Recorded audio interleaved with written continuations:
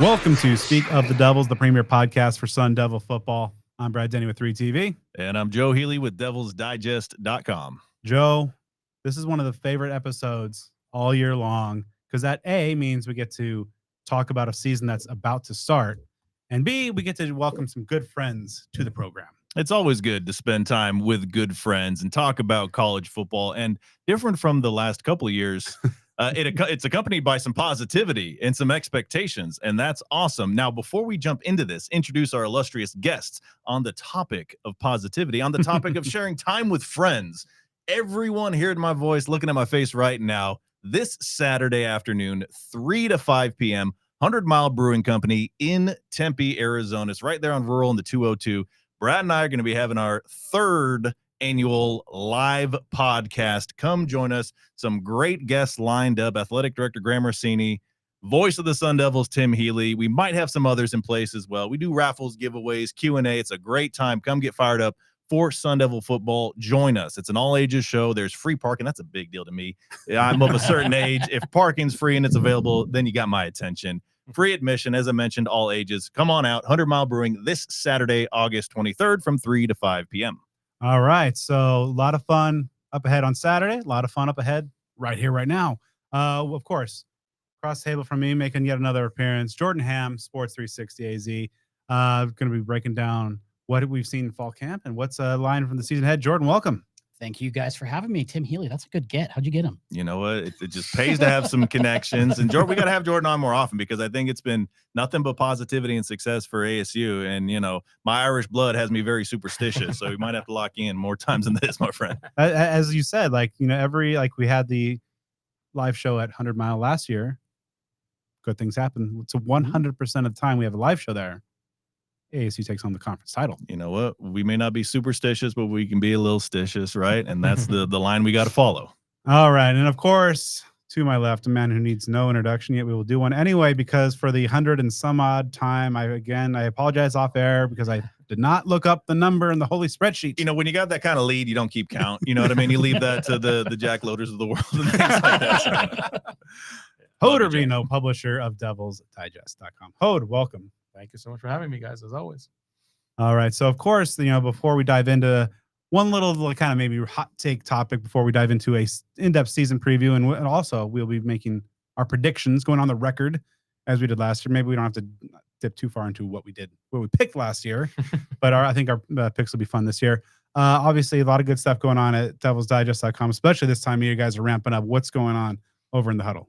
Yeah, obviously, you know, we've been full-blown coverage of the preseason. We're up there in Canton, Arizona. We're every day there at practice, and we have the practice reports, features with coaches and player interviews, and we still have a great deal going on right now. That anybody signing up for an annual membership only pays $1 for the first week and gets a year subscription with the Athletic along with On3 Sports. You know, and as a lot of people know, my website and many others made the switch from Rivals to On3. I think it's been very, very positive ever since. I just feel that the coverage, especially on the national level, has been great, and I think a lot of those national pundits have definitely been showing ASU a lot of love. So it's not just really just having more coverage nationwide, but also really having just a great roster and stable of now national writers over there. So join us. I would love to have you in the huddle.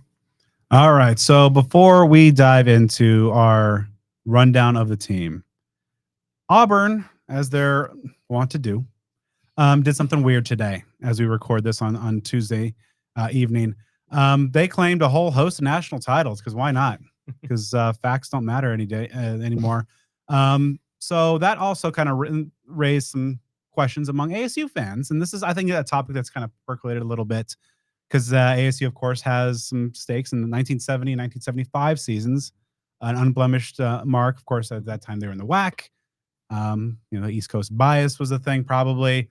The UPI, AP, kind of the more recognized bestowers of the crown of the days and not give ASU title. But like in Auburn's case, like they're claiming like, you know, some websites that are retroactively handing out cards. So let's hang the banner. Fellas, do you think ASU should claim a piece of any of those titles, or what do you think of the practice? I mean, it's obviously, you know, some people are like, why not? but others are just like, have a different feel. Because I'm looking at it now. For 1970, ASU was 11-0, finished number 6 in the country. Each of the 5 teams ahead of them either had a loss or a tie. The national champion was Nebraska, 11-0-1. Notre Dame was 10-1. And then as far as other undefeated teams that were ranked at that time, they only went to 20. You only had powerhouses, Toledo at 12-0, Dartmouth at 9-0.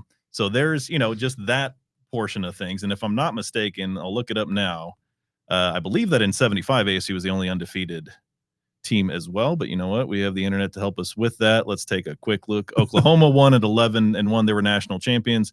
ASU was number 2 at 12-0. And you go through the top 20, not a single undefeated team listed there. So that's kind of the fodder someone would rely upon for making that argument. And I'm kind of torn personally because I get that, but I'm not a big fan of the retroactive kind of thing. The UCF thing years ago, wasn't really my style. So it could be like people's champion kind of thing in my book. What do you think? While we're at it, let's just throw in a NCAA tournament appearance for the 2020 men's team, Bobby Hurley. A College World Series, trip I think. to Omaha, I was about to say. I mean, you had the number 1 overall pick. You had a stacked roster there. So, why not lean into it a little bit and just tack on a couple more while we're at it? I'm happy ASU's not Auburn. Yeah. I mean, it really is pettiness. And I also think that if you're really being honest about it, ASU before joining the Pac-10, being undefeated, would be like today Boise State maybe undefeated, or like I said, UCF. Yeah. That at the time was not in the Big 12, undefeated. It just has a different vibe. Let's say, because in those years they weren't, scheduling mega power teams out of conference. It would be, yes, when they got the opportunity, they played Nebraska in the Fiesta Bowl in 75. They got the job done. When they played North Carolina in that Peach Bowl, they got the job done. But yeah, it wasn't, scenarios where they're playing a USC out of conference at that time and beating them and things like that. Yeah, so I think Auburn, the days of Cam Newton seem like 100 years ago. They need something to feel good about themselves. Things haven't been all that great in Auburn, so sure, why not rally the base? A week and a half before the season opener and start claiming national titles from yesteryear. Yeah, that I think you just hit the nail on the head on like the real kind of funny thing. It would be one thing if this happened a couple months ago when there's nothing going on and you just throw that out there, but man, like you're less than 2 weeks before their opener. I don't know if they play week 0. It's college football season especially, and if you're kind of throwing that out into the news space, all right, you're just trying to grasp at straws for attention. I think 75 is the one. If you're going to make a claim, sure, you're the number 2, the runner-up, the undefeated. But I think the whole practice is lame.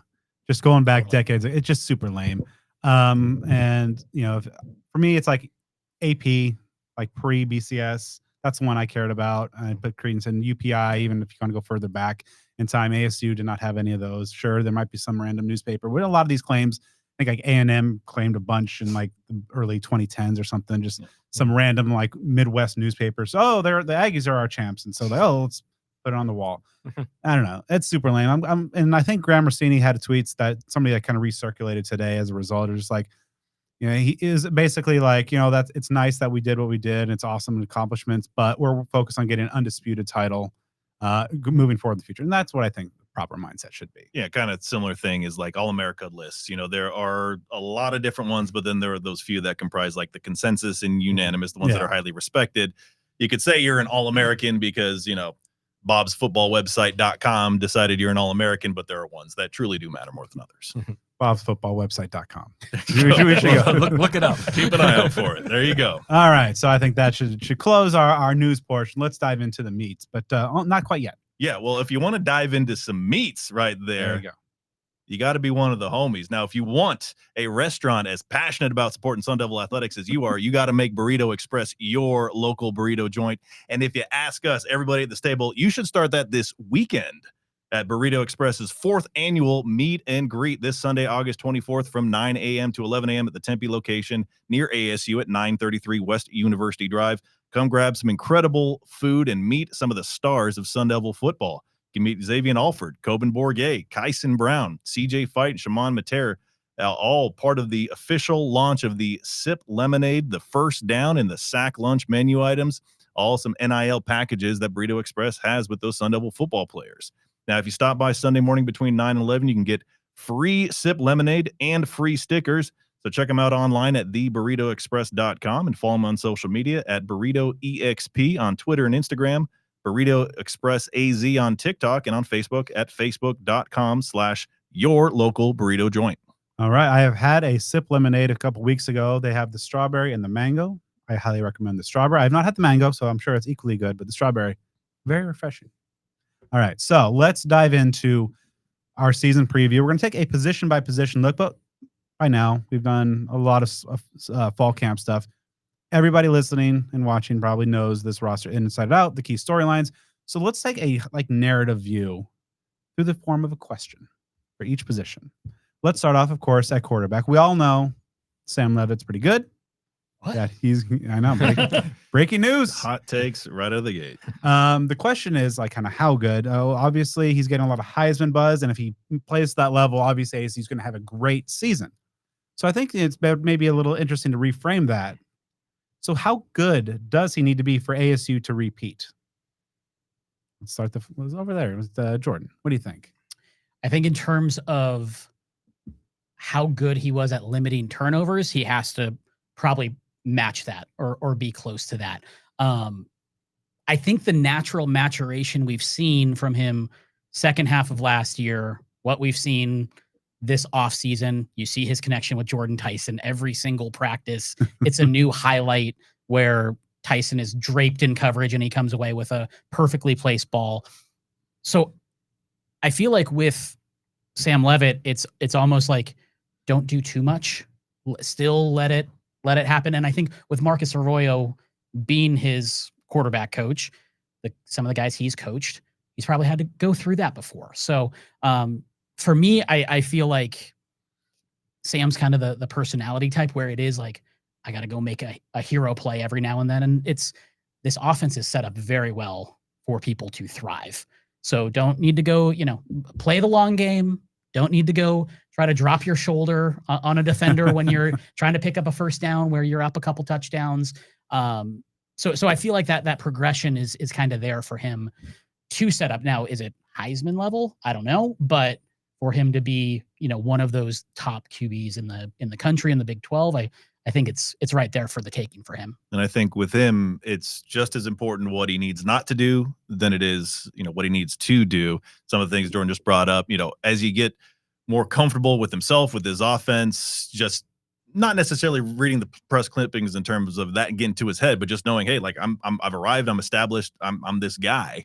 That can maybe let someone get a little bit riskier than they otherwise would be if they get a little too comfortable with things. Now, the other part, and obviously a big topic that we'll talk about, a lot of people are talking about, is that he doesn't have to compensate for the loss of Cam Scadaboo by himself and take that upon, his throwing arm and his legs to totally make up the loss of Scat. So it's playing within himself and still growing and developing. Of course, he's a known commodity now. The film's out there. People have seen him and played against him, much different from this time last year. So it's up to him, this coaching staff, to be able to, kind of meet that gap there so that, things don't create the proverbial sophomore slump. Yeah, I mean, the biggest question really is, okay, what does this offense look like without Cam Scadaboo? And I know coaches and players are sick of hearing it, and I think the local media is asking that question much less than the national media out there. So, but the question is, when the rubber meets the road, okay, is this running game going to make sure that drop-off from Cam Scadaboo to this running back by committee is really going to be minimal? If that's the case, then to your point, Joe, like he's not going to have to feel pressured, and I'm hearing a lot of this talk about, ASU is going to throw a lot on first down compared to last season. I'm still wait and see on that one, and I'd love to go ahead and just come on a podcast, maybe mid-season and say, okay, let's really compare the numbers. How many times has ASU thrown the ball on first down in 2025 versus 2024? I mean, I'm going to be surprised if the numbers are really going to be similarly the same. I just can't see Marcus Arroyo and Kenny Dillingham just really veering away from the running game to the extent that they're going to put that much more pressure on Sam Leavitt. Now, we around this table already know, and I'm sure we talked about it in the spring too, the weapons that Sam Leavitt has this year are night and day better than last year. And that's no disrespect to players that are not here anymore or players maybe that are still here and just reduced to much lesser roles. So there really should be less pressure, I feel, on Sam Leavitt. But if you look at the numbers, and I was just crunching them real quick when Joe was talking. So last year, Sam Leavitt just over 2,800 yards, which equates to just over 220 yards average. So if you're looking at maybe upping that to 240 yards average, and again, just taking consideration 14 games, the same amount of games that ASU played last year, that's 3,360 yards. So I think that's, if you're looking at numbers, I think those are realistic numbers for Sam Leavitt to reach at. As long as it's not doing too much, as long as the drop off in the running game from last year is not going to be really drastic. Interceptions, you threw 6 interceptions last year. Obviously has to keep that number pretty darn close to it to achieve those numbers that I just mentioned. But more importantly, just really have this offense be as balanced as possible compared to last year. Is that easier said than done? Sure, because you don't have Cam Scatterbo in the backfield anymore. But I just feel that if the cooler heads can prevail and you don't feel that the passing game has to be that prominent this year compared to last year, I think there's no reason why Sam Leavitt cannot take that next step forward. Yeah, I'm looking for him to take that next step and maybe a couple more. And I think a bit like the explosive plays, the touchdowns, the yards, and everything will almost take care of himself because of the experience, but also the weapons. And I think the points about just it's almost as important what he doesn't do is going to be key, because ASU is also going to be playing with, I think, a pretty good defense, and that's so that he doesn't feel pressed that this is going to be a team like the old Texas Tech teams where you got to score 40 points to have a chance. I think that he just has to play within himself. That the numbers are going to come, like the bombs to Tyson, Hamilton, the stuff over the middle to the tight ends. It's going to be there. We know that Sam's a guy who puts a lot on his shoulders, and his growth as a leader and the intangible factors since he's arrived has been pretty significant. He just needs to keep that going. And I think he's got the support system in place. He's got the veterans around him. He's now one of those veterans in the room coming back. So I think that, obviously if he gets to that Heisman level, he's in that conversation. ASU is obviously in great shape, but I think he just needs to take a couple of those steps and the sky's the limit for him, really. But if he just is able to just kind of play within that system, keep that, to single digit picks, he's going to have a lot of touchdowns. He's going to make some plays. Like you said, Jordan, like be smart, run the ball. Like it's cool to, make a move and maybe cut back inside and get a couple extra yards, but maybe run out of bounds every so often. Not the Herm level fear of like Jaden Daniels know when the trip's over and all that stuff. But just that he's such a unique, important player. And, and just in a flash, if he does go down, and like no disrespect to Jeff Sims, who's been pretty solid in ASU's in the backup court department, probably among the best situations in the country, but you just don't want to be going in that situation. So I think as long as Sam just plays smart, the natural progression is going to take care of itself. So you should probably see a well over 3,000 yard season. We'll get to in our predictions, where we see the touchdown numbers, but this should be an offense that is explosive, that's putting up 30 points a game. Just don't do too much. Don't over stress. And I think when you have veterans like Arroyo and Dillingham, as well as others on that offensive staff, I think it sets up pretty well for him to play within the system, but also that system allows him to be amazing. And folks need to remember that last year, it took a while for it all to come together. I mean, it wasn't until that Texas State game. You remember those first few games, like one of those deep balls is going to hit. I mean, it was a lot of misses in those early few games. I think his numbers were very pedestrian against Mississippi State when Scat had that breakout game. I think he had like under 100 passing yards, something like that. So as incredible as the season was, it really took shape like after the first month of the season. So now you have a full slate of games where, he has the experience that he has. If you can get that kind of play out of Sam Leavitt from 1 through 12 in the regular season, then whatever comes beyond that, that's really interesting when you're talking about, the numbers and the overall impact.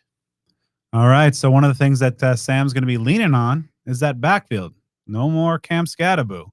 But while a lot of the national folks are thinking that's going to be a huge blow to ASU, I think we've all been talking the last couple months that we all think that this is still a pretty talented backfield. Now, what level of production they get to, we'll see. So, gentlemen, maybe we'll start with you, Hod, on this one. Can the combined production of this presumed backfield by committee be enough to offset the loss of Scat on and off the field?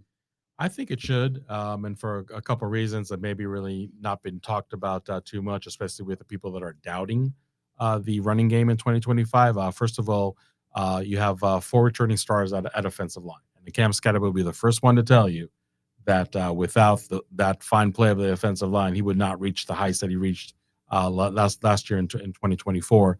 So there's really no substitute for experience. And this is a very experienced offensive line. I know there's a lot of question marks at center, and I'm sure you're going to get that later on. So I'm not going to steal your thunder on that one. But when you have 4 returning stars at offensive line, that is huge. The second factor, which I don't think has been talked about enough at all, Raleek Brown. You only had him for 2 games last year, like 3 touches overall or something. Yeah, some ridiculous low numbers. If he can stay healthy, I think that is such a great weapon that ASU did not have last year. And I'll take it a step further. A healthy Raleek Brown playing to his potential is probably hurting Cam Scadaboo's numbers. I'm not going to say quite a bit, but I would say definitely putting somewhat of a dent in it. So I think Raleek Brown just having that weapon in that backfield that ASU did not have last year, when you have those lateral passes where I guess by the whim of the referee, is it considered to be a lateral? Is it considered to be actually a forward pass? But that's one area that ASU can make up a lot of those rushing yards. So I think Raleek Brown, an experienced offensive line, can really help to minimize the drop off. I'm not here to suggest that the numbers are going to be just a mirror image of what they were in 2024. 2024 was off the charts, crazy good. But I think in terms of minimized drop off, due to those 2 factors, I think that's definitely doable. All right, Jordan, you've seen a lot from the backs in spring and fall. How do you think they're making their ranking right now? I think they're progressing nicely. And if it's not that they're able to completely replace what Cam Scadaboo did, I think these offensive minds can figure out a way to get the tight ends a couple more touches, to get the wide receivers a couple more touches, low risk, but high yard pickup ways to kind of help that, almost moneyball it a little bit. We can't go replace Jason Giambi, but let's go find 5 or 6 guys that can help with that OBP a little bit. And the thing that I'm curious about is who on this team is going to replace that edge that Cam Scadaboo brought, because a lot of times he was a jerk to his own team and brought that. And if he saw, even in dodgeball, if you weren't bringing it or you were being dishonest or whatever, like, he would get in your face. And I think Sam Leavitt's done a nice job with that. I still think you need probably a non-quarterback to also step into that role too. So that's where I'm kind of curious. But in terms of the players in the backfield, the depth is so much better than where it was last year, where it was Cam and then a still very young, very inexperienced Kyson Brown. Mm-hmm. Kyson has stepped up, and I think he's met the moment perfectly so far. He has done just about everything you can do to be ready to be potentially that featured back. And then you have Kanye Udo waiting in the wings, and Kanye has had some really, really great runs and had some really, really great days. But I feel like the pace has been set by Kyson each time. And then you mentioned Raleek Brown. Yeah. Slightly different. I feel like it's kind of comparing apples to oranges, because I think he's going to be used in such a different way, but he is that home run hitter. So you have that depth there, and we're not even talking about some of the younger guys who could maybe sneak in certain situations. So I think the running back room overall and the offense is in a healthy place, and it's not just like, okay, this one guy's gone, so what are we going to do? They've been preparing for that, and they have the depth to withstand that and find other creative ways to move the football. Yeah, I mean, from the collection of the pieces, I think you can get to a good spot statistically. My question mark, kind of like you were mentioning, is more like the intangible, more the qualitative versus the quantitative. When it's 3rd and 1, and if you get a yard or more, the game's over. If you get brought down behind the line of scrimmage, the other team gets the ball and might drive down and win the game. Do you have the guy that can get you that 10 times out of 10? Do you have somebody that can pull the team out of a halftime deficit from an emotional perspective and bring them back into competition? I mean, that was just a component that Cam Scadaboo has about him that is just so very rare, and that's why we put him on a very short list as far as emotional leaders that this program has had over the decades we've all watched it. I mean, up there with like a Jake Plummer, and that might be the list for me as far as those 2 guys. So that aspect, like you're talking about, the leadership and just that grit, and when it's all on the line and everybody knows what's going to happen, can I make the play happen, or is the play going to be made on me? That's what remains to be seen for me. I've been on the Kyson Brown hype train for a couple of years now. I think he's ready to go. I think that he could have a huge season if he got the kind of workload Scat did, but I just don't think he's going to get that opportunity, nor does he have to. Nor should he. Yeah, exactly. I don't know that it was a great move to, in most cases, if you're giving a guy that much workload, that probably means you don't have much else on the offense. Now the Sun Devils did, but it was just a crazy hot hand that we saw. Absolutely. And so I think with the progression, expected progression of the passing game and how it should probably have a little bit more balance, perhaps, still a run forward, but yeah, a little bit more prominence.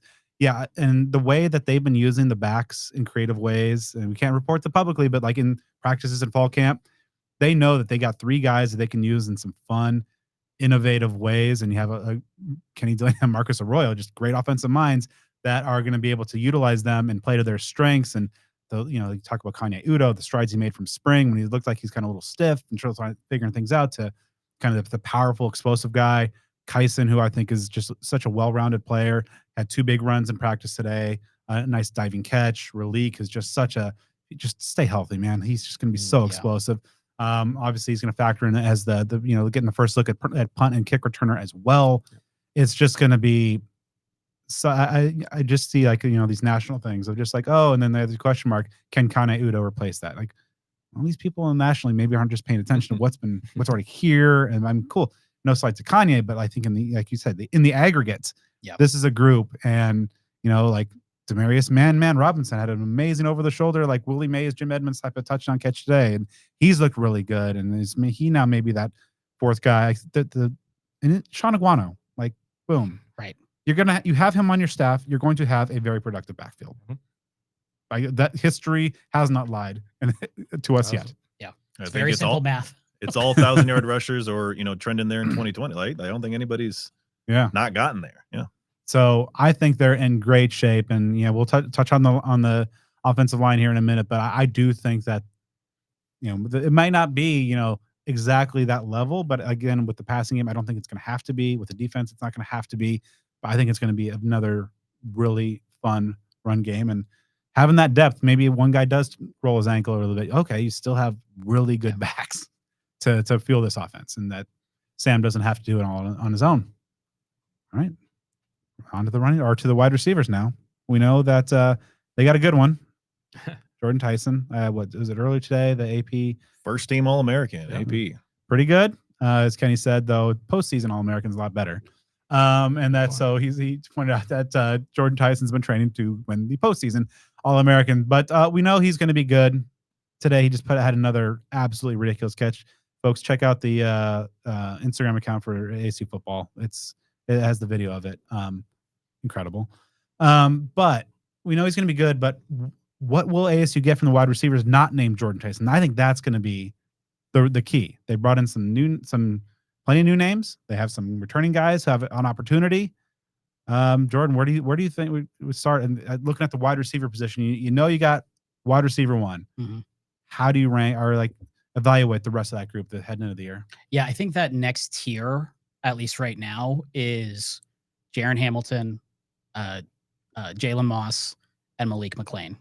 And they all do things a little bit differently. And I think Jaron, we've seen the big chunk plays that he can get, and he can take the top off of a defense. Malik McLean, one of the most physically gifted players on this team, and I think had a much more consistent fall than he did spring. And you see that starting to click. And then in terms of Moss, I feel like his game's going to translate so well, so much better in games than necessarily in practice. Like, it's almost boring watching him in practice because it's so consistent, and it's just like, yep, did it right. Where in a game situation, I think they're going to be able to just pepper him, and he's going to be able to, pick up some key third down, conversions and that sort of thing. He's totally like the 8-yard catch on 3rd and 6. Totally. Over and over and over again. Totally. And and then you have some young guys that I think are definitely pushing as well. But I feel like those are kind of the 3 that have started to separate themselves, and you see them running with the first team a lot. But there's an incredible depth there too. And I think for a lot of these groups we can speak to, like, if there is someone who goes down or rolls an ankle, like you said, they have other guys just waiting for their opportunity. And that's been the biggest difference between the first 2 years of the Kenny Dillingham era to where we are right now. I mean, if you think about the receivers that are gone from last year's roster and comparing that side by side, you have to be really excited about this. You lose Melquan Stovall and Xavier Guillory, who were great last year, especially down the stretch of things, and were absolutely vital to the success of this team in the late stages. But it was kind of shocking. I looked it up. They had 46 combined catches last year. It felt like so many more than that. It just really caught on in the late stages. You have Troy O'Meara who transferred, and Jake Smith, who's done playing. And so you compare that group. Obviously, Malik McLean was on the roster, but he essentially redshirted, played 6 games. God bless these rules where he can play the half of an equivalent of a regular season and still get a red shirt.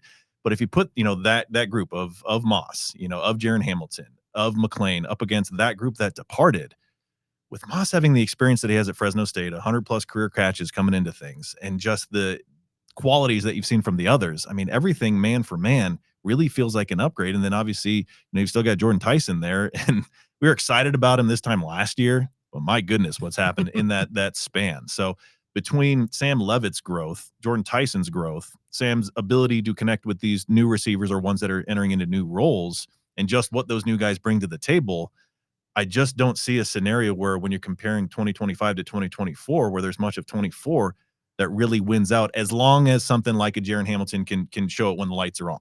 As long as Malik McLean can make some of those plays like we saw in the postseason last year when the lights are on, you kind of trust what Moss can do because he's put that on record. So as long as that can come together as expected, should be an upgrade. I'll think about it this way. I mean, there's a good chance that Jordan Hamilton, who in my eyes was the most consistent wide receiver from the first day of fall camp until today, because and I should put the caveat that Jordan Tyson was injured and did miss a few practices over there. But the fact that Jordan Hamilton is probably going to be the first wide receiver off the bench, that is champagne problems, as the kids say. I mean, Jordan Hamilton, in my eyes, is good enough to be on the same field as a Jalen Strong back in 2013, and 5-6 years ago with N'Keal Harry and Brandon Ayuk. There's no way you put a guy like Jordan Hamilton on the bench. Even when he had those good wide receivers, you still would want him to be, the number 2, number 3 wide receiver. And here we are, you got Malik McLean and Jalen Moss, because they're so good. They're basically forcing Jordan Hamilton to come off the bench. Now he's going to be, a 6-man, like Vinny Johnson back, with the Detroit Pistons. Tony Kukoc. He's going to play a lot. Okay? Didn't have a Vinny Johnson reference on my bingo card tonight. I don't know why I jumped in. Call him the microwave. Hamilton. Yeah. But yeah, Jaron Hamilton is going to play a lot. Doesn't matter if he's starting or not, and he's probably not going to start.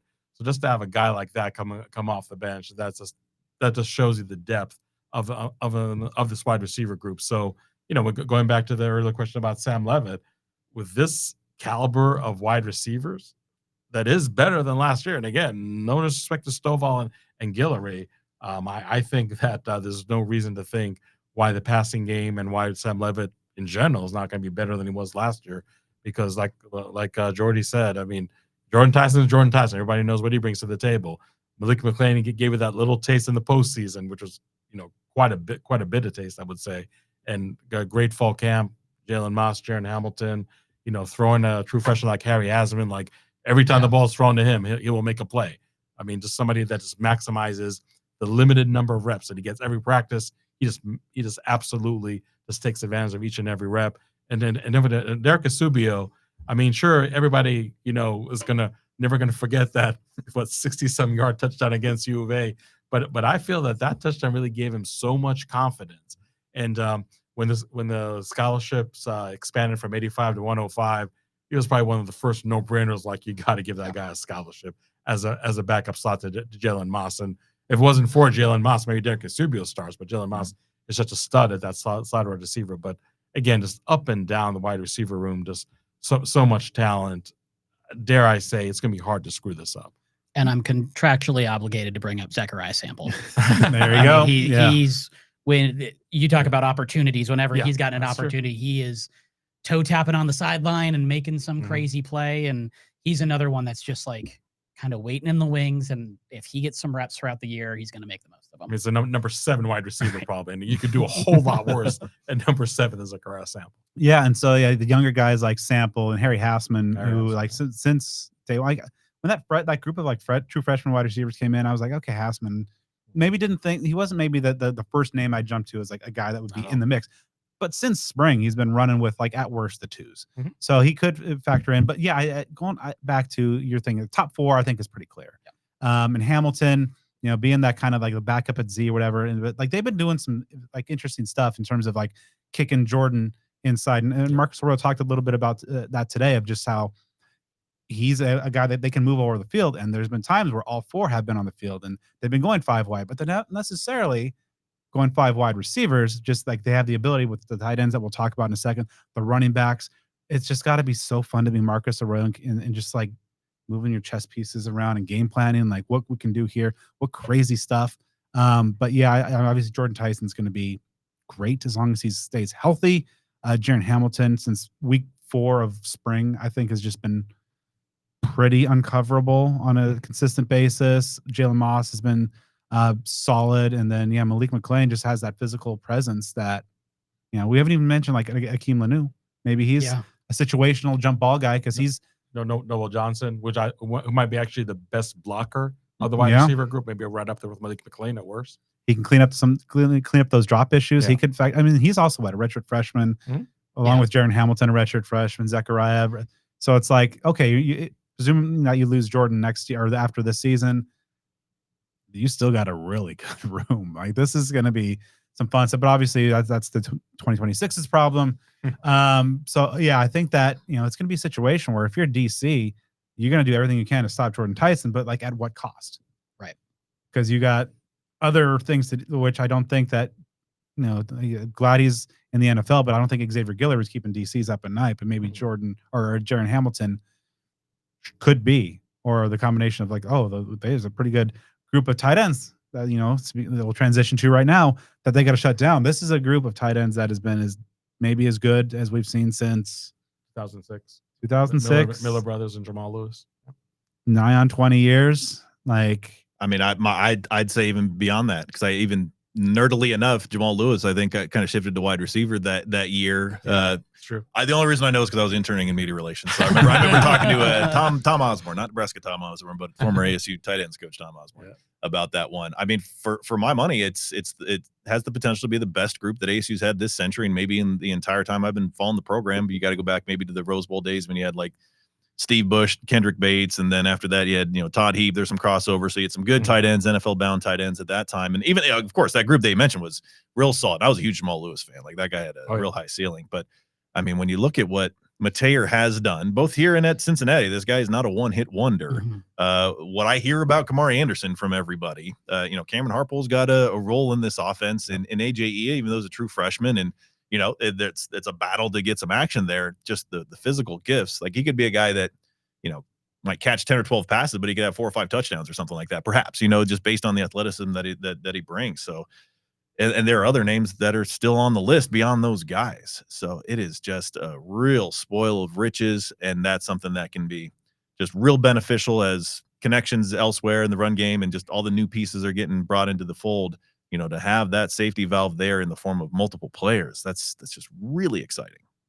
And what really just blows my mind in a good way that a guy like Kamari Anderson, underutilized on steroids at Kentucky. And Kentucky's a good team, by the way. They're a good program. Anybody following them, like, what the heck are they thinking over there at Lexington? And same thing actually, in Jordan Hamilton. Okay, he played for Alabama. Yeah, hard to find playing time. But the film on both the guys like Kamari Anderson and Jordan Hamilton was like yay big.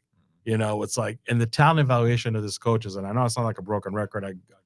I go on your podcast, other podcasts, on my message board, but the talent evaluation of ability of the staff just continues to blow me away. It's like not only finding good players, but good players are like barely produced any film on Saturdays, and they can just like point to that guy. Yep, you're the guy. You're going to fit in, and you don't have to wait until fall camp to see it happen. You see it like way in the spring. I mean, Kamari Anderson, I think just from day one of spring practice, like, wow. I mean, Jason Moss is a savant, And again, what the hell are they thinking over there at Lexington, not utilizing this great tight end? Again, he's the number 2 tight end. I mean, I think that's a tight end that would start on every Big 12 team right now. So, like you said, Joe, just ridiculous, level of talent. AGE freshman, 6'6", 260. Oh yeah, he's a freshman. And even kind of Cameron Harple, who maybe was kind of feeling the heat maybe in the spring, like, wow, I got all the studs around me. I need to step up my game. I think we see a different Cameron Harple in fall camp compared to what we saw in spring. I mean, he got more physical. He's become a better receiver. So yeah, Marcus Arroyo and Jason Mons are just, just licking their fingers, just seeing this level of talent. And I'm not revealing anything, secretive over here, because coaches have talked openly. Oh yeah, we're going to run 12 and 13 personnel much more often than we ever have since we got here. And to your point, Joe, that's going to help not only the passing game but also the running game. So again, when we talk about how's the blocking going to be right now when you don't have a good running back like Scatterbull, when you got like stud tight ends that can block that well, along with experience on an offensive line, I think that can really do wonders for the running game. Shimon Mateer got the All Big 12 second team honors a season ago. He's better this year. They've raved about his blocking.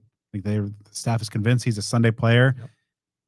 I'm not convinced he's going to be the most impactful tight end this year. And that's not to say that he's not going to have a great year.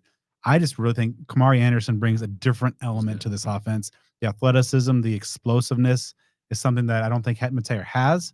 Now, I think there's other areas where Anderson can improve.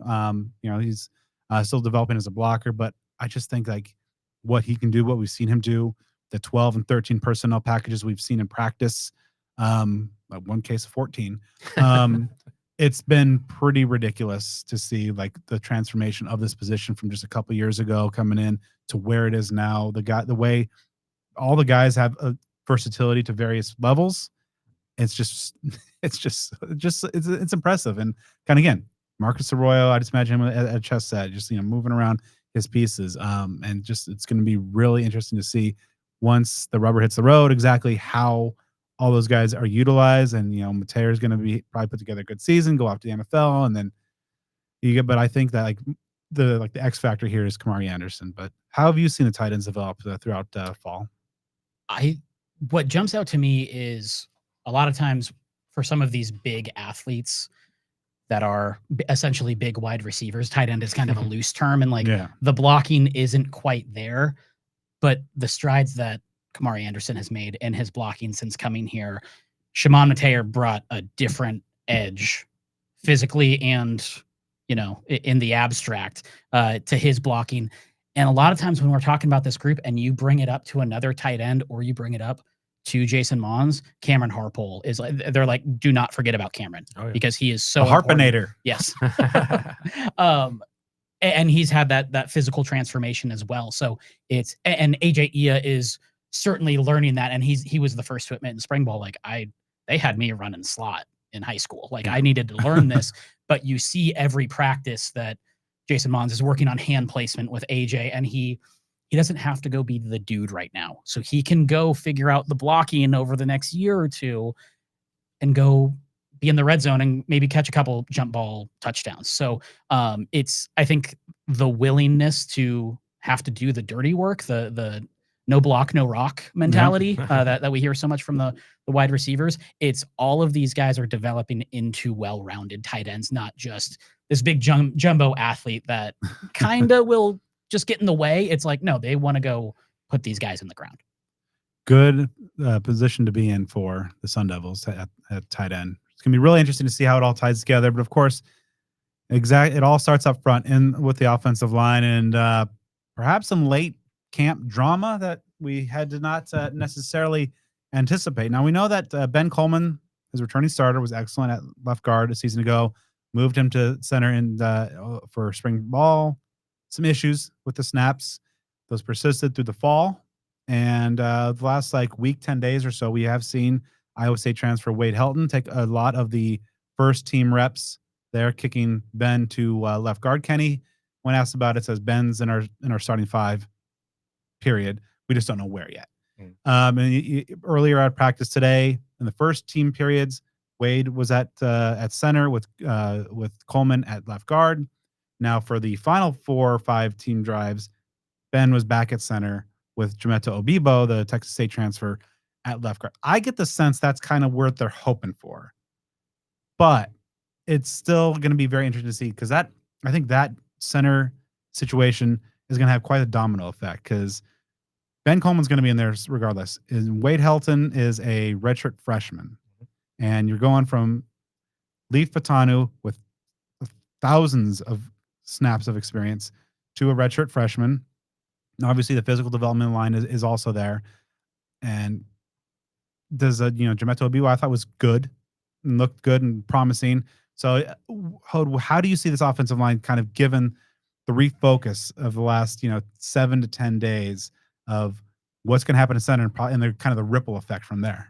Yeah, it's funny, Brad, because everybody's talking about, Cam Scadaboo and Shamari Simmons on defense left huge shoes to fill. Lee Fatano has to be on the same level, the same conversation as those two players when you see what's transpiring in center. Now, I don't see that much gloom and doom because I feel like when it comes to snapping, Wade Helton is a better snapper than Ben Coleman. I'm not saying country mile better, but is better. The question is how he's going to do blocking wise because, ultimately you have a redshirt freshman versus a senior like Ben Coleman, body physique, body types, do differ. And that's, I think, where it's going to be Wade Helton's really, really true test.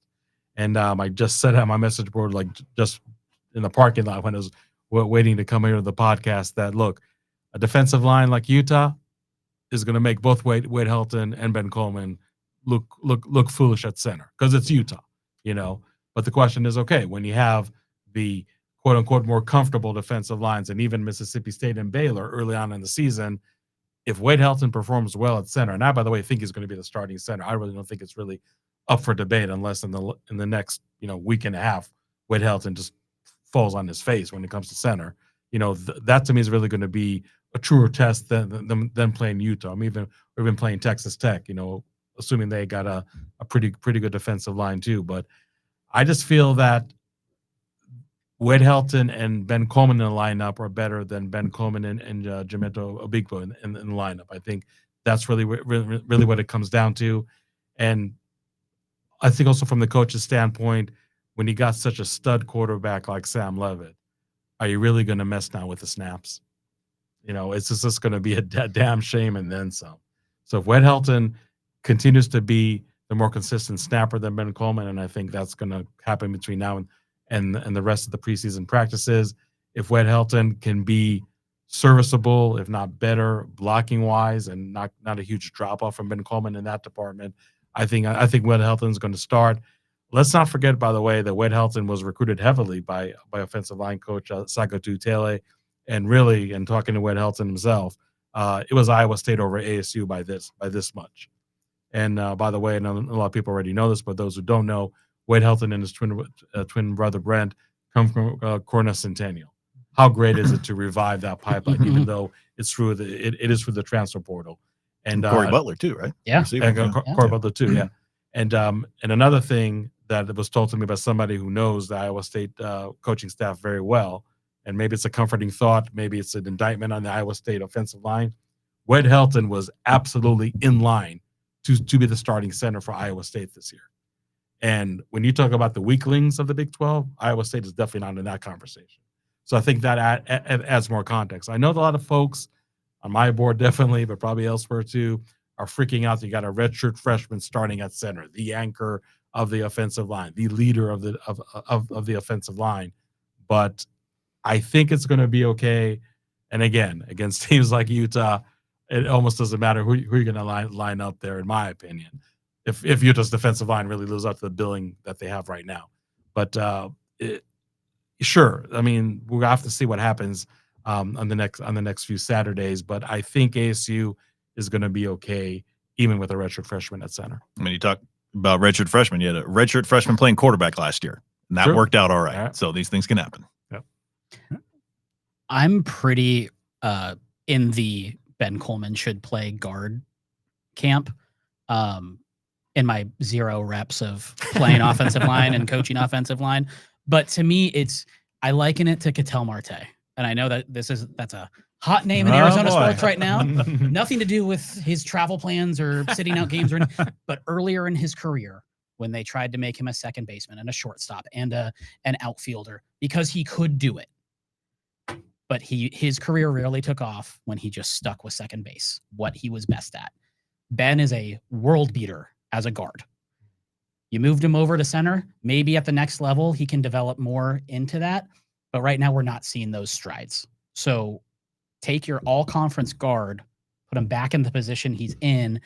And if Helton's playing at a comparable level or, in the ballpark. And I know there's been a lot of discussion about like, can he recognize the defenses and call them out because Leaf was able to do that?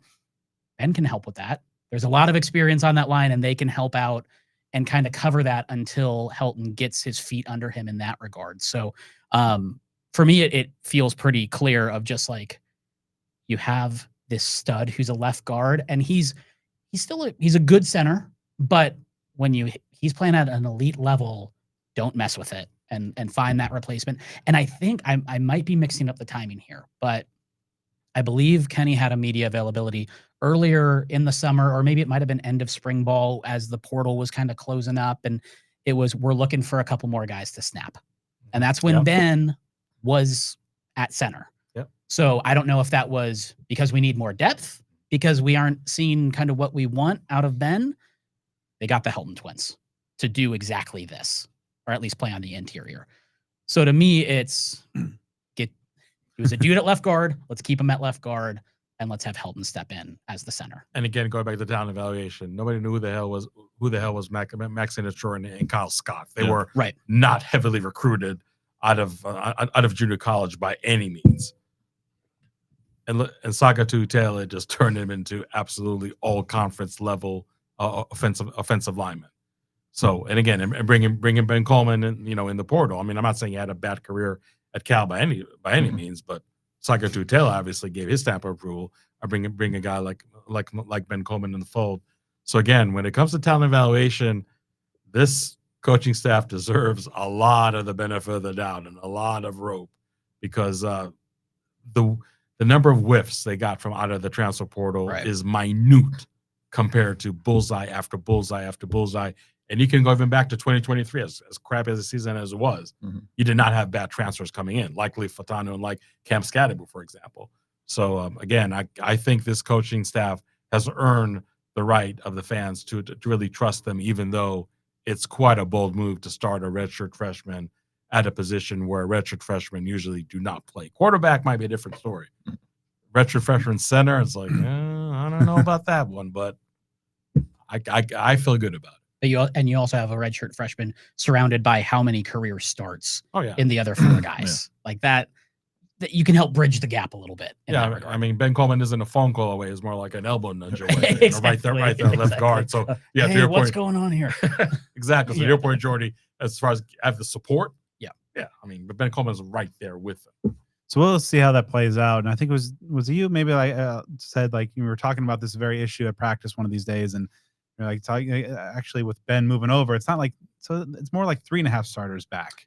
Right. Then the 4 that's often cited. Like, technically 4, but like in a new position with so many added responsibilities and unfamiliar. And I've made the comment about just like I kind of felt a little bit like DJ Foster in 2015. Like, yeah, you can move him and like cool, like it helps his pro prospects. How about winning games in the here and the now? One of the many nightmares of 2015. Exactly what I was going to say. And I think we might even talk about it offline. I don't even know if we really discussed that on the show before, but yeah, that's a great comparison because it's done kind of for future purposes, but almost like cutting off your nose to spite your face kind of situation. So, Brad, we just obviously broke down the offensive line. And just like it's absolutely vital for the offensive line to protect the quarterback on game day, you need to protect yourself, your family, and your home from unwanted pests.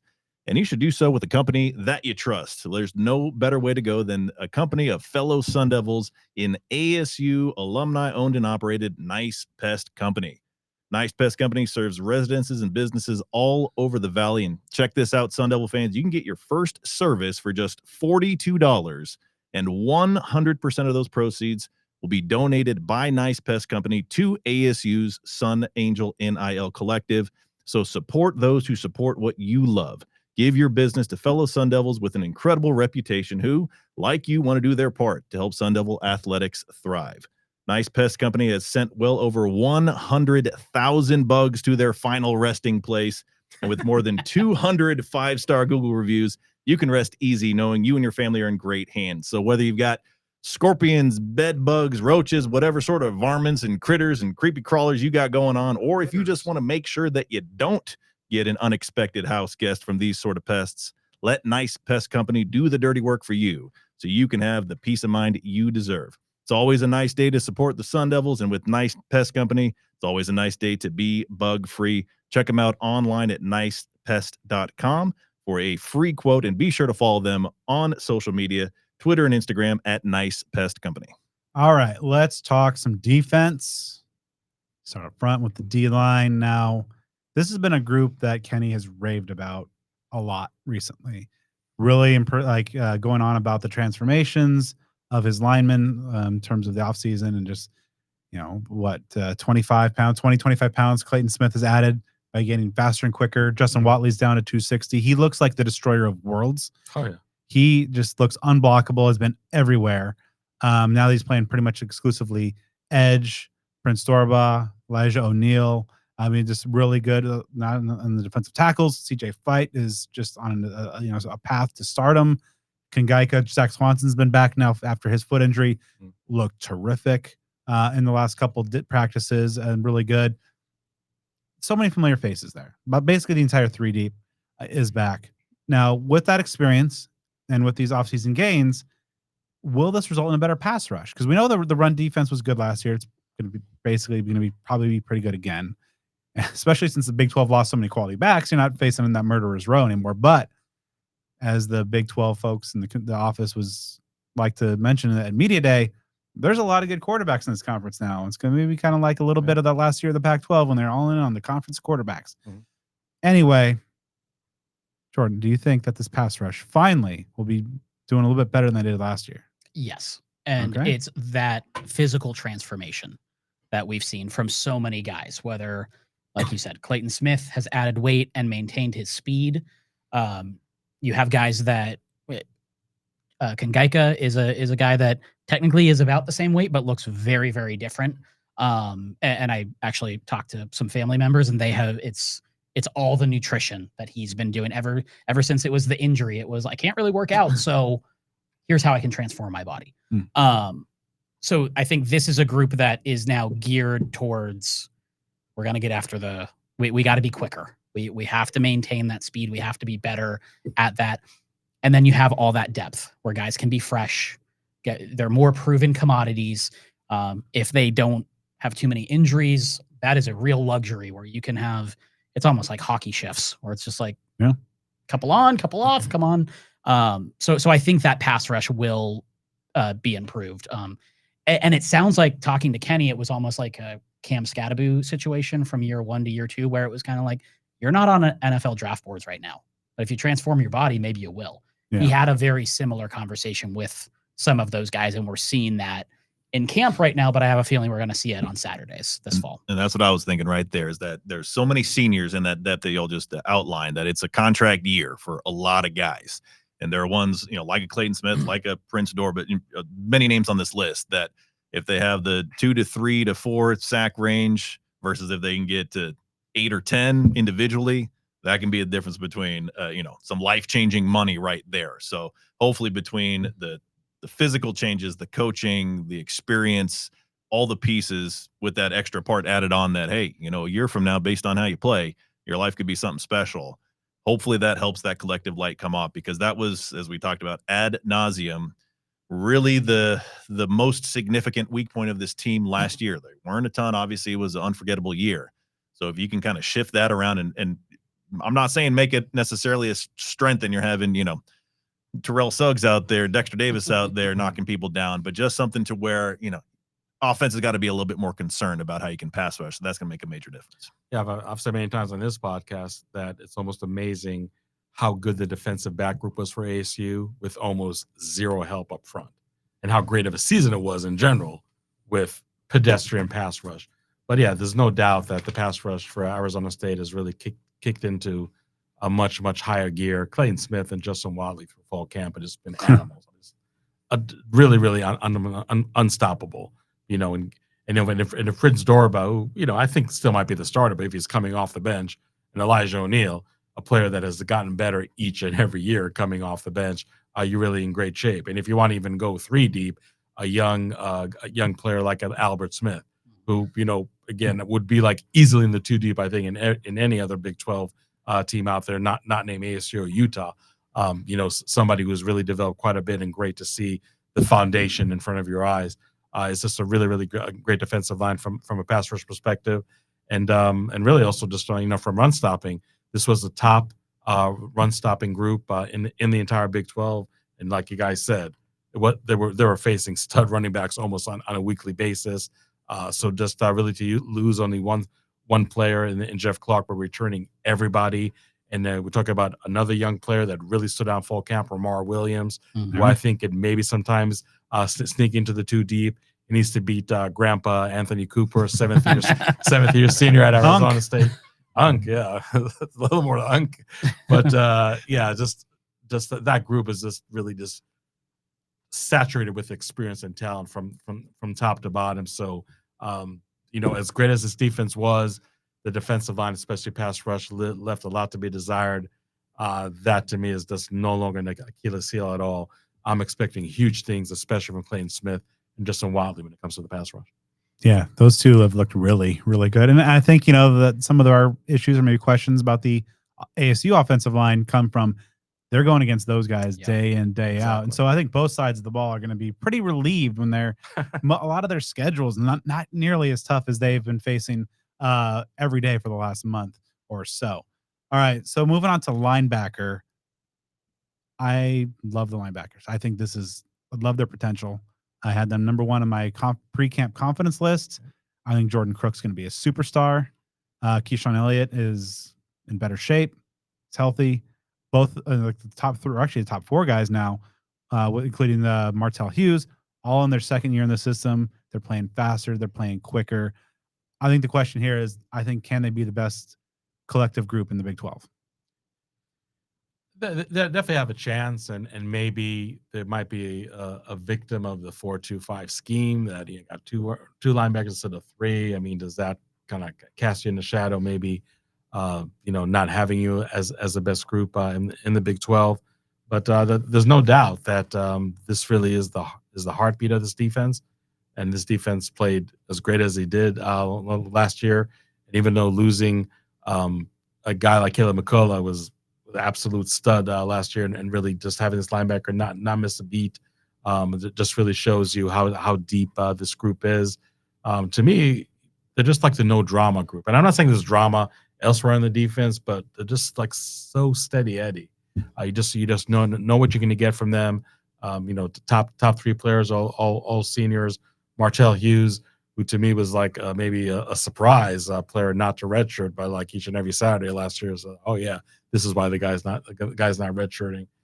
So I think that there's really a lot to be excited about this linebacker group. A lot of young players over there, as Safia, for example, really kind of give you already a glimpse to the future, and it's really exciting to see what you have over there. So, this defense would not play at the level as they did last year if it wasn't for this linebacker group. Again, when you talk about being the top run defense in the Big 12, I mean, sure, the defensive line has a lot to do with that, but obviously having really good linebackers right behind them is obviously the other side of the coin. So there's no reason to think that this linebacker group cannot be as good, if not better, than 2024. And 2024 is one hell of a level to exceed. With this group, it's funny from a media perspective during practice, because it's always just like, there are the linebackers, but out in the far corner, just kind of like creating monsters. And they figured out how to unlock Tate Romney to go be another stud, and that sort of thing. But like you guys said, it's a group that's very low maintenance. You kind of know where they're coming from, but they are just the center of what makes everything work. And I think it's a culture that is adopted from last year, where like Caleb McCullough was kind of the outside looking in at the beginning of the year, and then the second half it was like you couldn't take him off the field. And Jordan Crook, I don't know if he was the first guy we would have mentioned this time last year in that room, and he's like, good luck trying to get me on the sideline. Yeah. And there's 5 or 6 of them just ready to go. So can't say enough about the job that AJ Cooper has done revamping this room. I think in year 1 when he was at ASU, that was the group that overachieved the most. And now he's just getting this crazy depth where we have so many guys just ready to go right in the middle of this defense. They had the best line, the nickname on the team, like the Werewolves. Werewolves, Because all of them are like really nice guys off the field, but then it's just like the full moon when they're on the field, and they're just like violent maniacs, and just like such an effective unit. It's been really impressive. Yeah, just to chart the progress from like the cobbled together group of 2023 with Tate Romney getting out there, and then was it Trey Brown? Was that the Trey Brown year? To where they're at now, and then like the next generation, Isaiah Yusefa, his last week, I mean, the end of fall camp T to now was just like, okay, maybe you're involved at Prayer Young Black Goat, all name team, but he's making some plays now. It's just like, okay, this is going to be a pretty exciting group. Yeah, you talked about how so many of them, especially the upper part of the depth chart, are second year guys with ASU. Really eager to see how some of them build on what they did last year. You look at Keyshawn Elliott and Zyrus Fiaseo, they had solid seasons, especially Elliott. But you look at what they did before they came to Arizona State. Fiaseo was kind of like that Shamari Simmons for San Diego State, but at linebacker, just filling the stat sheets, team MVP from the linebacker position. Keyshawn Elliott had well over 100 tackles for a really good New Mexico State team before he transferred. So those guys, I don't think, really reached their potential of what they can do. So now they're in their senior seasons. They can really turn that on. Again, they had solid years last year, but there's still more that they can do. And if they're stepping their game up a notch, I mean, that's a dangerous thing for other teams. All right, moving on to corner. Keith Abney, Javen Robinson, they're back. Pretty good luxury to have. They look pretty good. Keith Abney, I think, is starting to get some NFL draft buzz. Like he's been really, really good. I mean, he can't help but be pretty good because he's going against Jordan Tyson every rep. So excited for camp to end. He's so excited. So I think the big question here is like, obviously, Terrence Welch, he was the third corner last year. He's gone for all the reasons we've covered. Rodney Bimage was a spring standout. So good, continuing to fall camp. Nyland Green looks like he's maybe ready to contribute in a meaningful way in that two deep. Is the depth ready? Because this, again, if this is going to be a conference of high caliber quarterbacks and throwing the ball a little bit more than perhaps last year, is that depth going to be ready to rise to the occasion? I mean, you look at it's a similar conversation like we were talking about at wide receiver, and you compare the groups year over year. And last season, the starting combo of Abney and Robinson, how much they came along over the course of the season. Early part of the year, there were some bumps and bruises there for sure. The depth wasn't a ton. Roddy Bennett still might have been the fourth cornerback and redshirted. LT Welch made some plays, but, not the kind of things that we're hearing out of camp right now. So you have that starting duo a year under their belt of a high success level and really, really progressing over the course of that season. And those backups are significantly better, it seems, at least having two of them than you had last year. So again, like wide receiver, you size up the groups side by side and look at that. They were somewhere in my top 2 or 3, I think, on the confidence ranking. So I'm expecting this group to be.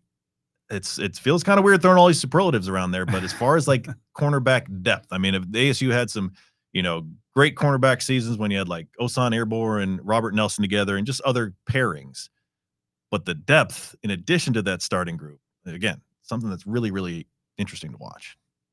Yeah, I mean, I think that the depth really as solid as it can be. Nyland Green is somebody who had like a very, I would say, lukewarm spring, but has really turned it on in fall camp. Rodney Bimage, stud in the spring, stud in fall camp. Again, you talk about a player that maybe recruited heavily, maybe compared to other true freshmen in his class, but nonetheless, just a great job by Brian Carrington, really developing him, and they really don't have any other option but to be good, because we talked about the stud wide receiver group. They go up every day in practice. I know iron sharpened iron is probably one of the worst football cliches out there. I get it. But I really think it is that good double-edged sword that help the wide receivers be good, because they're going against one hell of a two-deep cornerback group, and vice versa. I think that two-deep corner is just going against just a great caliber wide receivers every day in practice. They have no other option but to be good. But going back to my earlier point, not that the pass rush should be night and day better this year. I mean, my gosh, can you imagine how much better these cornerbacks, again, already plenty talented. I mean, I'm not going to say they don't need help from the pass rush, but they probably don't need that much help from the pass rush. If that pass rush really is going to play at a much higher caliber we'll expect them to be, man, this cornerback group can just be off the charts good. Yeah, it's just going back to the culture of the room. Brian Carrington has said, I want him to be scrappy. I want him to be smart. And what better examples do you have than Javen and Keith Abney leading the way? And then you see, I mean, try to watch Rodney Bimage and not think of like, yep, that's scrappy and smart, and he's going to go up against anybody and go toe to toe. And Nyland Green brings so much length to that secondary, where you just see him running around and it feels like he covers so much ground in like 3 steps. Kind of like a Roe Torrance. Almost. Yeah. I think that's a really good comp.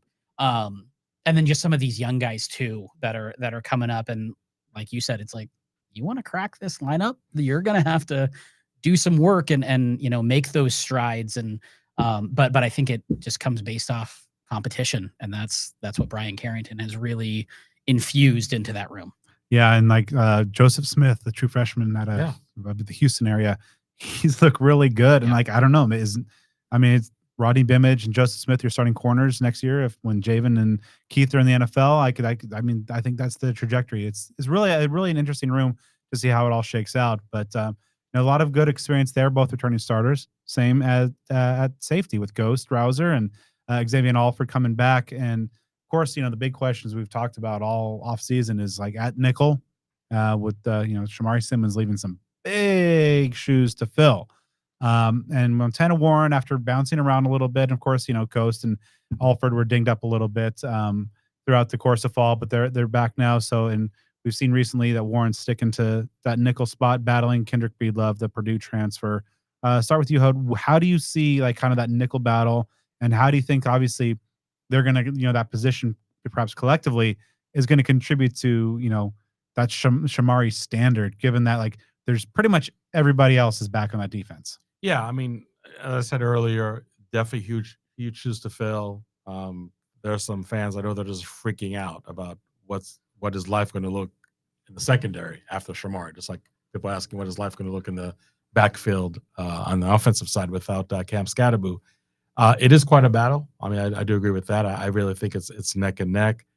I think Montana Warren might get the edge. I made that prediction about 2 weeks ago. Kendrick Breedlove made me really, really rethink it. But I think right now things are kind of coming, I don't know if full circle is the right term to use, but I think Montana Warren just might win that job. I just feel that if there's going to be improved pass rush, that can not only help the cornerbacks, but also can help the nickel. And Montana Warren, and this is, again, not even trying to imply a slight against Shamari Simmons, is a better run stopper, just because Montana Warren is really, just built more physically. And this is already a pretty good run defense to begin with, as we said earlier, but to have a guy like Montana Warren to be that support against ground attacks when needed, I think is going to be a really good asset for ASU. But I think the fact there's just like good competition with 2 really good players. Again, you're not going to replace Cam Scatteraboo 100%. Just minimize the drop off as much as you can. I think that's not mission impossible not to minimize the drop off from Shamari Simmons, where they have Warren or Breedlove starting. And again, whoever starts, you got one heck of a backup over there. So, breaking news, here's another great 2 deep on the defense. It just happens to be a nickelback. Montana Warren has no regard for his body or anyone else's. He is just a hard hitter. Ghost Rouser probably still wears the crown on the team, but man, the hits that Montana's laid this camp, and I believe it was one of those crushing loud hits that broke his collarbone as a freshman a couple years ago. Like, he is just a hitter, and he's come along, because I thought Breedlove had pulled ahead, but recently, ever since I think they've had Warren focus back on nickel, kind of where he was at spring, I think he's settled in a little bit better, and I think like he's maybe taken it up a little bit up another level. And I would say just one totally off topic story about Montana Warren. I asked him last spring, so you, or 2 springs ago, you're a true freshman. Are you going to go back, for your prom? Because Kenny Dillingham does let the true freshmen that come here in the spring go in the prom. Says, no, I don't need to go to the prom because actually, I didn't go to prom since my freshman year when I got invited by a senior. I said, Montana, you got my respect as a high school freshman to be invited to the senior prom. It's like, whoa. So no doubt he was in line for playing time, before the injury as a true freshman. He's used to kind of, punching above his weight class. Off the field, he's getting it done. There you go, right? But that's the position group. It's going to be like running back and center on offense, place kicker on special teams, and nickel on defense. I think those are the ones where the educated fans and the media folks are really going to be kind of looking in, like, what does that look like as we get things started? Yeah, between Breedlove and Warren, I feel like that's always just when that first team defense comes out, that's where my eyes gravitate. Like, okay, who's out there at this point? And I think it's also important in terms of trying to fill the shoes of Shamari. Very fortunate that you also have Alfred in that room.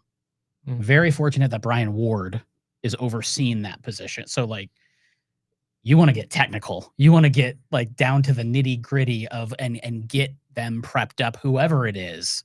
Like obviously the maestro of that defense is a great person to have in that defense. But yeah, that's one of those things where it's like it could come down, and it may be a situation where non-con, it's one person starting and then something flips because the competition just continues to push and continues to push.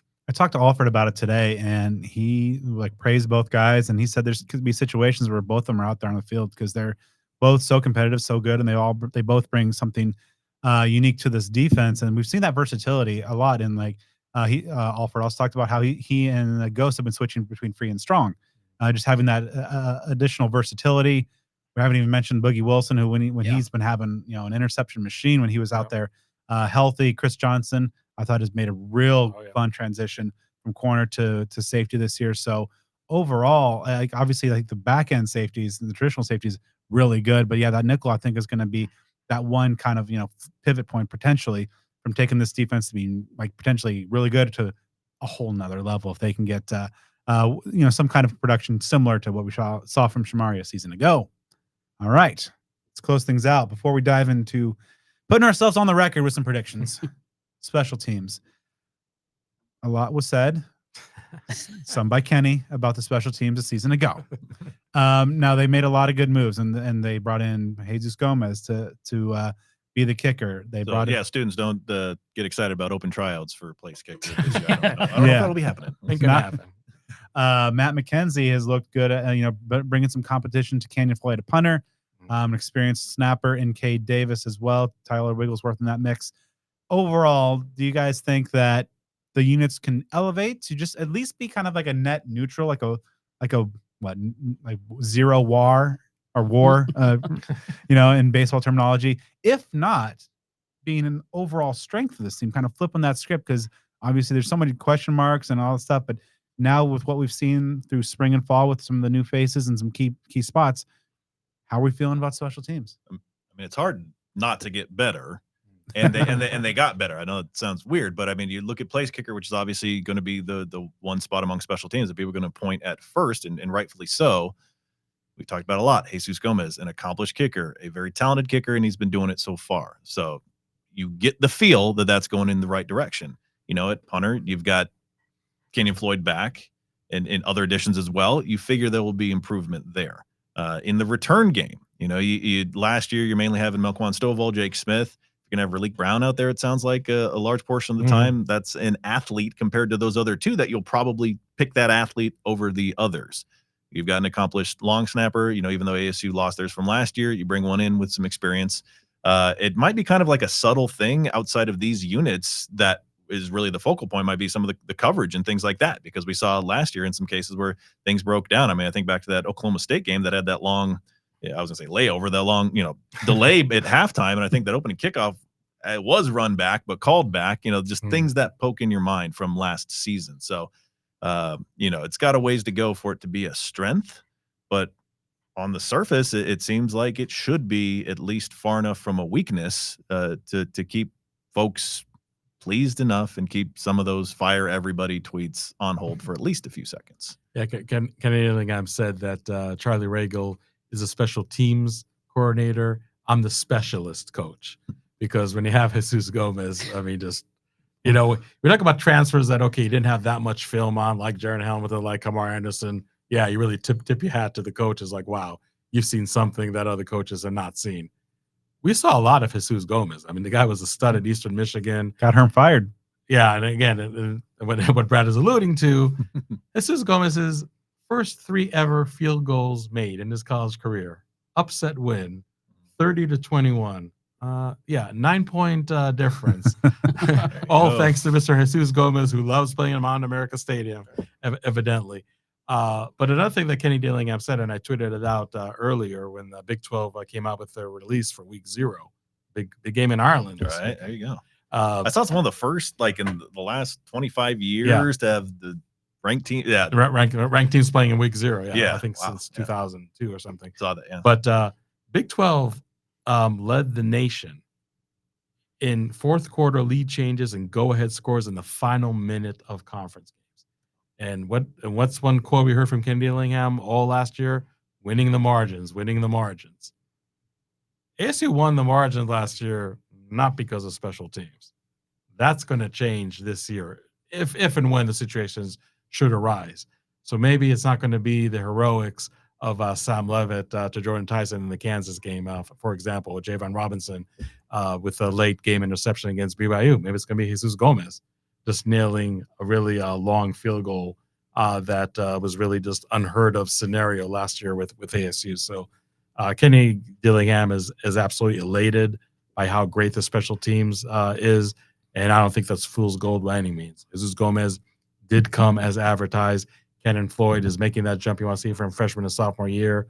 Matt McKenzie as a backup punter, Carson Kiefer as a backup kicker, really showing quite a bit. Cade Davis is a solid punt returner. And like you said, Joe, having Raleek Brown as a returner. And by the way, we were almost forgetting about Jalen Moss, who was a stud punt returner at Fresno State during his tenure there. ASU's special teams just so much better than last year at Simon Fun. Yeah, and at place kicker, I mean, realistically, it seems like this should be as strong as ASU's had since Zane Gonzalez's, legendary year in 2016. I mean, it's been a rocky going for the vast majority of that time. I think ASU fans really forget what it's like to forget about a great legendary kicker. I mean, just a reliable kicker. It seems like it's been forever since that's been the case. So if you can, swing the pendulum and bring in a guy that, has a high ceiling in what he can do. I mean, that's something that again, you're going from one end of the spectrum potentially to a very far positive end of the other side of that spectrum. And I know that ASU fans would be very pleased for that to be the case. Second half of last year, I felt like practice would just kind of stop when special teams would happen, of just like, or at least field goal, and just be like, all right, how is this going to go? Yeah. And now it stops because it's like, how far out is Jesus going to go? Yeah. And it's kind of weird when he misses it. And one other thing in that room, I think we need to remember, like, Kenyon Floyd was a freshman last year. Yep. He was one of the top punters in the country. And so, yes, there were certainly growing pains. I see a big step for him, bringing in competition with Matt McKenzie, who is a different style, and there's flexibility to that room now that Charlie Ragle can implement how he sees fit. And then I think last year, like in terms of the return game, like Melquan Stovall did his job, and he never fumbled, never muffed it. Catch the ball. It was consistent. If you can get a slightly shorter field here and there, awesome. So I think at the very least, it's going to be a net positive. Maybe strength, maybe a little strong right now. Definitely want to see it, but I think it's in a much different place than where we were this time last year. And the biggest question is, Jesus Gomez really changed Kenny Dillingham's thinking about fourth down? And I asked that question before, and Kenny Dillingham was like a little non-committal, but I think he kind of admitted under his breath, like, yeah, Jesus Gomez could nail 45, 50-yarders on a pretty consistent basis. So maybe I don't have to, roll the dice as often as I did last year when I just didn't have any options. So. I mean, he has a 55-yarder on his resume made for each of the seasons he played at Eastern Michigan. I think 57, if I'm not mistaken, is his career long. So, I mean, there's really can't belabor the point, enough that this is really a significant. And this might be a wild guess. I think the elevation in Tempe is just a little higher than Eastern Michigan. Maybe just a little. A touch. Now, Brad, we are zooming through today's episode, and we're, of course, on the fast lane to the kickoff of the 2025 football season. If you're jonesing for a new vehicle, like you're jonesing for ASU to get back on the gridiron to defend its Big 12 title, your first call, your only call, needs to be to Jones Auto Group. Jones has been servicing the state of Arizona and the Sun Devil community for more than 50 years with multiple locations across the state. And it is a fact, Jones Auto Group was the original provider of vehicles to Sun Devil student athletes for NIL purposes, and it is your support that enables them to continue to do that year after year. In addition to their unwavering support of Sun Devil Athletics, Jones Auto Group offers unique tax advantages due to their dealership locations that can save you some big-time money. Doesn't get much better than that when you're shopping for a new vehicle. You'll work with a fellow Sun Devil who will treat you like family and can potentially set you up for some unique savings. So contact Parker Jones. We've given you his number before. If you haven't taken it down, do so now. He wants to hear from you. Not just the owner and GM, but a third-generation Arizona State alum. And just like you, a diehard Sun Devil fan. When he and I talk business, we talk business for about 2 minutes and then about an hour Sun Devil football. So that's the kind of guy you got to do some business with. Here's his number. Take it down, 602-881-8998. Text or call the owner, Parker Jones, 602-881-8998. Browse their inventory of new and pre-owned vehicles at jonesautocenters.com. Jones Auto Group, Arizona's best since 1970. All right. So when we were here at this very table 1 year ago, we all predicted 11 wins and Scat to rewrite the record book. So we are going to put ourselves on the record once again and tell you exactly how this season is going to play out with some prop style predictions, some stat category predictions, and ultimately we'll go on record with a final record prediction and how ASU finishes this 2025-2026 season out. Should we? I almost wish we would have brought out those picks from last year because I was looking at them as we prepared the research, and there were some winners and there were some not so winners. Brad and I like feeling like we're going out on a ledge, picking a 5 and 7. Like things got to go right to get there, kind of deal. Like, I felt like I was drinking the Kool-Aid, saying they were going to go to a bowl game. Oh yeah, that's how I'm going to have to wear Devils wears Prada here within the next week or so because of that arrangement with Ralph Ames. I will. Okay, so I do have the spreadsheet here. My phone's about to die, but I should have planned better. But you and I did have 5 and 7. Remember that? I had 6 and 6, right? Both of you had 6 and 6. Okay. Yeah, you guys both had a ASU and LA Bowl, Mm. which would have been nice. Go cover a game in SoFi. A little different than the Peach. Yeah. So things. Let's see. Yeah, and you guys. Okay. This is the first category, and we kind of rolled it over because it kind of fits. Yeah. The rushing. Who leads the team in rushing, and are their total yardage, are their rushing yards over under is 749. Now, last year we all had Scat. Right. Yeah. No brainer. Y'all had him hitting the over, in which he almost did by 1,000 yards. I had the under because I was thinking committee. I'm an idiot. I will not make that same mistake this year. I'll start things off. Kyson Brown leads this team in rushing and is over 749 yards. I think he could push 1,000, and we could see a situation where he gets 1,000, and then Udo several hundred, and then Ralik sprinkling some more, a couple hundred in maybe. But yeah, so Kyson over in the rushing yards category. I too will take Kyson Brown over. At this point, seemed like maybe between 800 and 900 yards. But then again, there is that X factor, Sean Aguanu. All he does is churn out 1,000-yard rushers that go to the NFL. So wouldn't be surprised if he gets there. But my on the record right now is that. Especially if they go like 13, 14, 15 games. Yeah, easy. I have Kyson hitting the over. Last year, 73 carries for 350 yards. And I think it's pretty safe to say he's going to at least double that. Mm-hmm. So he works in a couple of those long runs. I think it's a pretty easy clear for him. Yeah, Kyson over. All right, Kyson over. All right, so now we're going to look at the collective. Now, this, of course, includes the other backs, as well as a certain mobile quarterback back there. Team rushing yards, over under 2499.5. Which is a lot. Yeah, it's a lot. I think I would have to go under. I think it would be 2,300. Might be a little more accurate, at least in my opinion. To be over 2,499, I'm just not sure about that. Especially the running back by committee factor really kicks in. That might by default just bring the under. Joe, you had some like historical notes on like some of the more by committee teams in recent history. Yeah, I've tried to draw some parallels. I will say I'll take the over. And, you know, in the last 10, 15 years, think about like 2012, 2013. Those were some really deep running back groups. Plus, you had a good runner, a very good runner, you know, the best rushing quarterback ASU's ever had, and Taylor Kelly. Mm-hmm. Those teams were in like the 2,700-yard ballpark. Fast forward to like 2015, yeah, you didn't have as mobile a quarterback in Berkovici, but you had some great running backs. 2017, we had Manny Wilkins in the mix, along with, you know, Kalen Balaj, Demario Richard, and even Eno Benjamin is a true freshman. They're in like the 2,300 yard range. So where we're talking is, obviously kind of right in the middle. So it's in the mix among that. I just have a lot of confidence in this group as a whole, and then what Leavitt can do, and any creativity. We're not just necessarily talking about the running backs. It's every rushing yard that they have.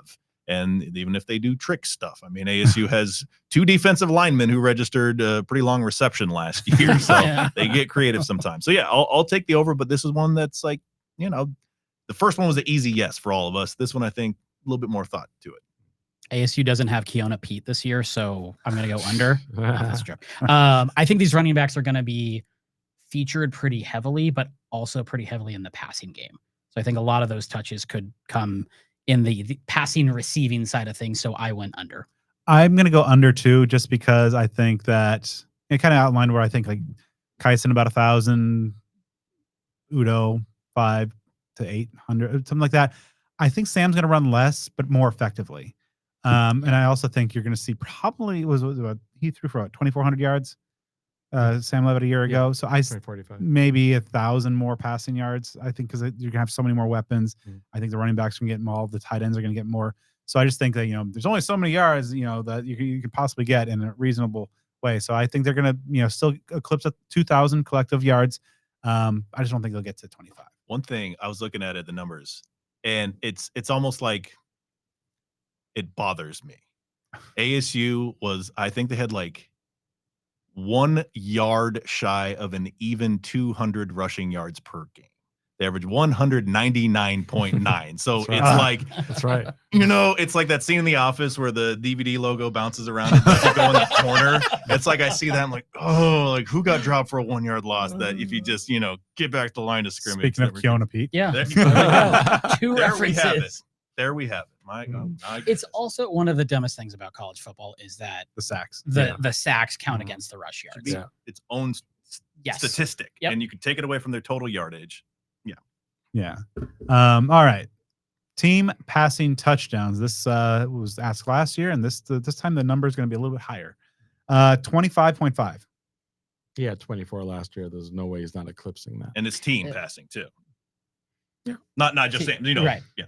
It's team passing, and Joe's point earlier where passing touchdowns there were some misses early on in the year that I think this year are very cleaned up. I think he cruises past this. Program record, single season program records 30 by Burko. Yeah, it is pretty well. I'll take the over. And I was researching before the show, and I think it's only 6 or 7 guys in school history have had like 26 or more. Yeah. Even like Andrew Walter, Brock Osweiler, those seasons that they put up monster numbers, they weren't getting 35, 40 touchdown passes. So, but again, Sam Leavitt has the expectations that nobody at quarterback that I've ever seen at Arizona State, maybe even no player, enters a season with the expectations that Leavitt has, and that's for a reason. So that's amazing. Brock Osweiler had over 4,000 yards, the only quarterback at ASU history to do that, and he did not have 30 touchdowns. I think it's maybe like 28, 29. He was right there in the ballpark, but yeah, that was a wonky season. 2011 was frustrating. Dude, like a 30 for 30 on that season. Yeah, for sure.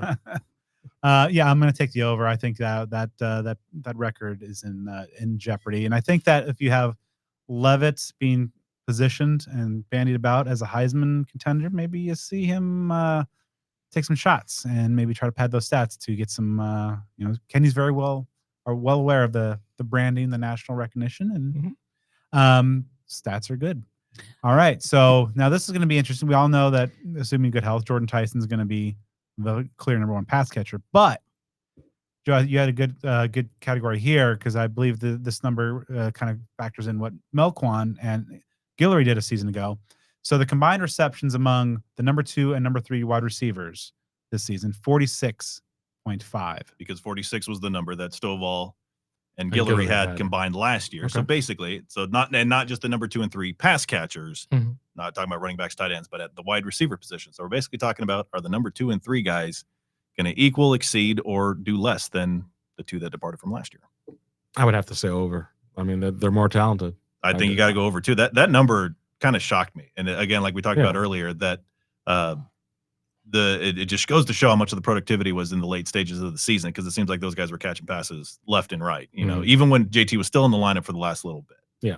The crazy part too, just going back to last year, Melquan had 24 catches, and I I figured it out towards the end of the year. It was like 18 of them went for first downs or something. So it was like always a big catch. The new Gary Chambers. Yes, exactly.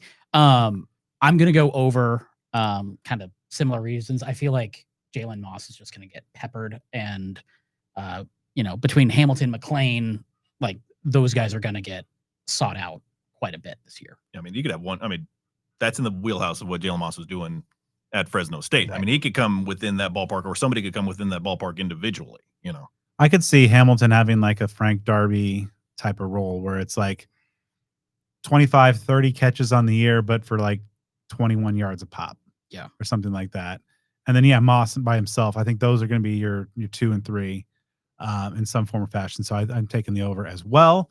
Similar note, also kind of revamped over from last year. Total catches by tight ends. Very different number. Over under 49.5. And they had 34 as a team last year. That was heavily weighed by Chimon Mateer because he had Douglas and one. Harpole. Yeah.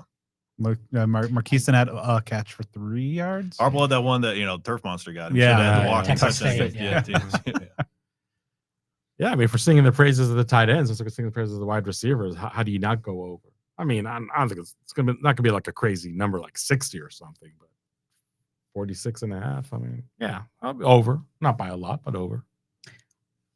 It was weird for me to pick so many overs, so I picked this as the under. It was a big debate between the previous one, number 2 and number 3. I had initially that under and the tight ends over, and I feel like whatever it is, it's going to be inverse. So I went under on that one. I'll go over just because I've been singing the praises, and it just makes too much sense. I mean, these guys are going to be out the materials, the proven commodity, and he had over 30 receptions last year, and you get Kamari Anderson sounds like he's good for the 15, 20 himself, something, 1.5, 2 a game, and the other pieces will contribute as well. So it's lofty expectations. Yeah, I think, kind of going to the team rushing yards being under. I think there's going to be more aerial yards and targets available. And I think that, we'll see like maybe a similar Mateo production, like mid-30s. I could see Anderson getting 20s because I just think he's really explosive, and they'll want to, they're going to pair them a lot out there and at times. So I'll take the over. Again, I don't think by, like you said, kind of not by much. Maybe not pushing 60, but in the 50s, I think we'll be comfortable. All right, this is going to be a key one because the team only had 24 sacks last year, despite a lot of that talent. So we're setting the over/under on team sacks here, fellas, at 29.5. This might be the biggest no-brainer over. I'm going under until I see it. I'm going under. Spoken like Brian Ward. That's 1 sack every other game. I think at that rate, they will clear what they did last year. All right, I think they'll be So over. I think Justin Watley. Oh my God. I don't think this is going to be a situation where you're going to have a guy with like 10 or double-digit type stuff, but I think you're going to have a bunch of guys with like 7, 8, 5 to 8 or something like that. Yeah. This was the kind of where ASU made their bread a season ago. 1-score games and coming out on the right side. How many of them are they going to play? And this isn't like 1-score game wins, just overall 1-score games, 4.5. And there were 8 last year. I'm going under. I think that there's going to be they're going to be putting some distance. I think they know they're the hunted, and I think they're capable enough on both sides of the ball. You factor in improving on special teams. I think there's going to be some close games. I don't see 8. I think there's going to be some tough games on the schedule. I think there's some of the they're going to have the ability to put some teams away. We said it 4.5. 4.5. So I think I'll go over, like thinking 5. Last year, my most succinct analysis was on this one, and it's ASU football. So I'm going over. Yeah, I'm going to go under. I think this defense is just unbelievably good. Special teams, unbelievably good. And they just might, like you said, Brad, just create that distance, and maybe it'll be some more comfortable wins compared to last year. Yeah, I think they have more talented depth, so they get a lead, and then that's not necessarily a situation where like you're going to have a team like was the Mississippi State game where you let a team kind of creep back, and people, I saw one national publication say, "Oh, ASU's comeback victory against Mississippi State." Like people just scan the scores. They don't know. It felt like a comeback victory. Yeah, like come from ahead victory. They just kept playing that 3-man front. That was. We'll see if they learn their lesson here in a couple weeks. All right, so This is a fun one that Joe had. So times that ASU is going to drain the clock at the end of the game by throwing the ball as high as they can, over under 0.5. Please, Well God, done. let it be Well done. under. I saw that 2 times, and it took years of my life. It's San Marcos, Texas, in that BYU game. I don't know if that's like a thing that's been discussed, and please shed some light on that, because it just strategically, I didn't get it. I don't get it. And on both occasions, it almost created catastrophic situations for ASU. Texas State was absolutely home cooking by the timer. I was on the field staring at the clock. Sam took the snap, couple of seconds worth of time before he correctly had the mental clock, and the clock didn't move. And then by the time he knelt down, they put a second. There was 1 second. It was a slow start. So it was weird.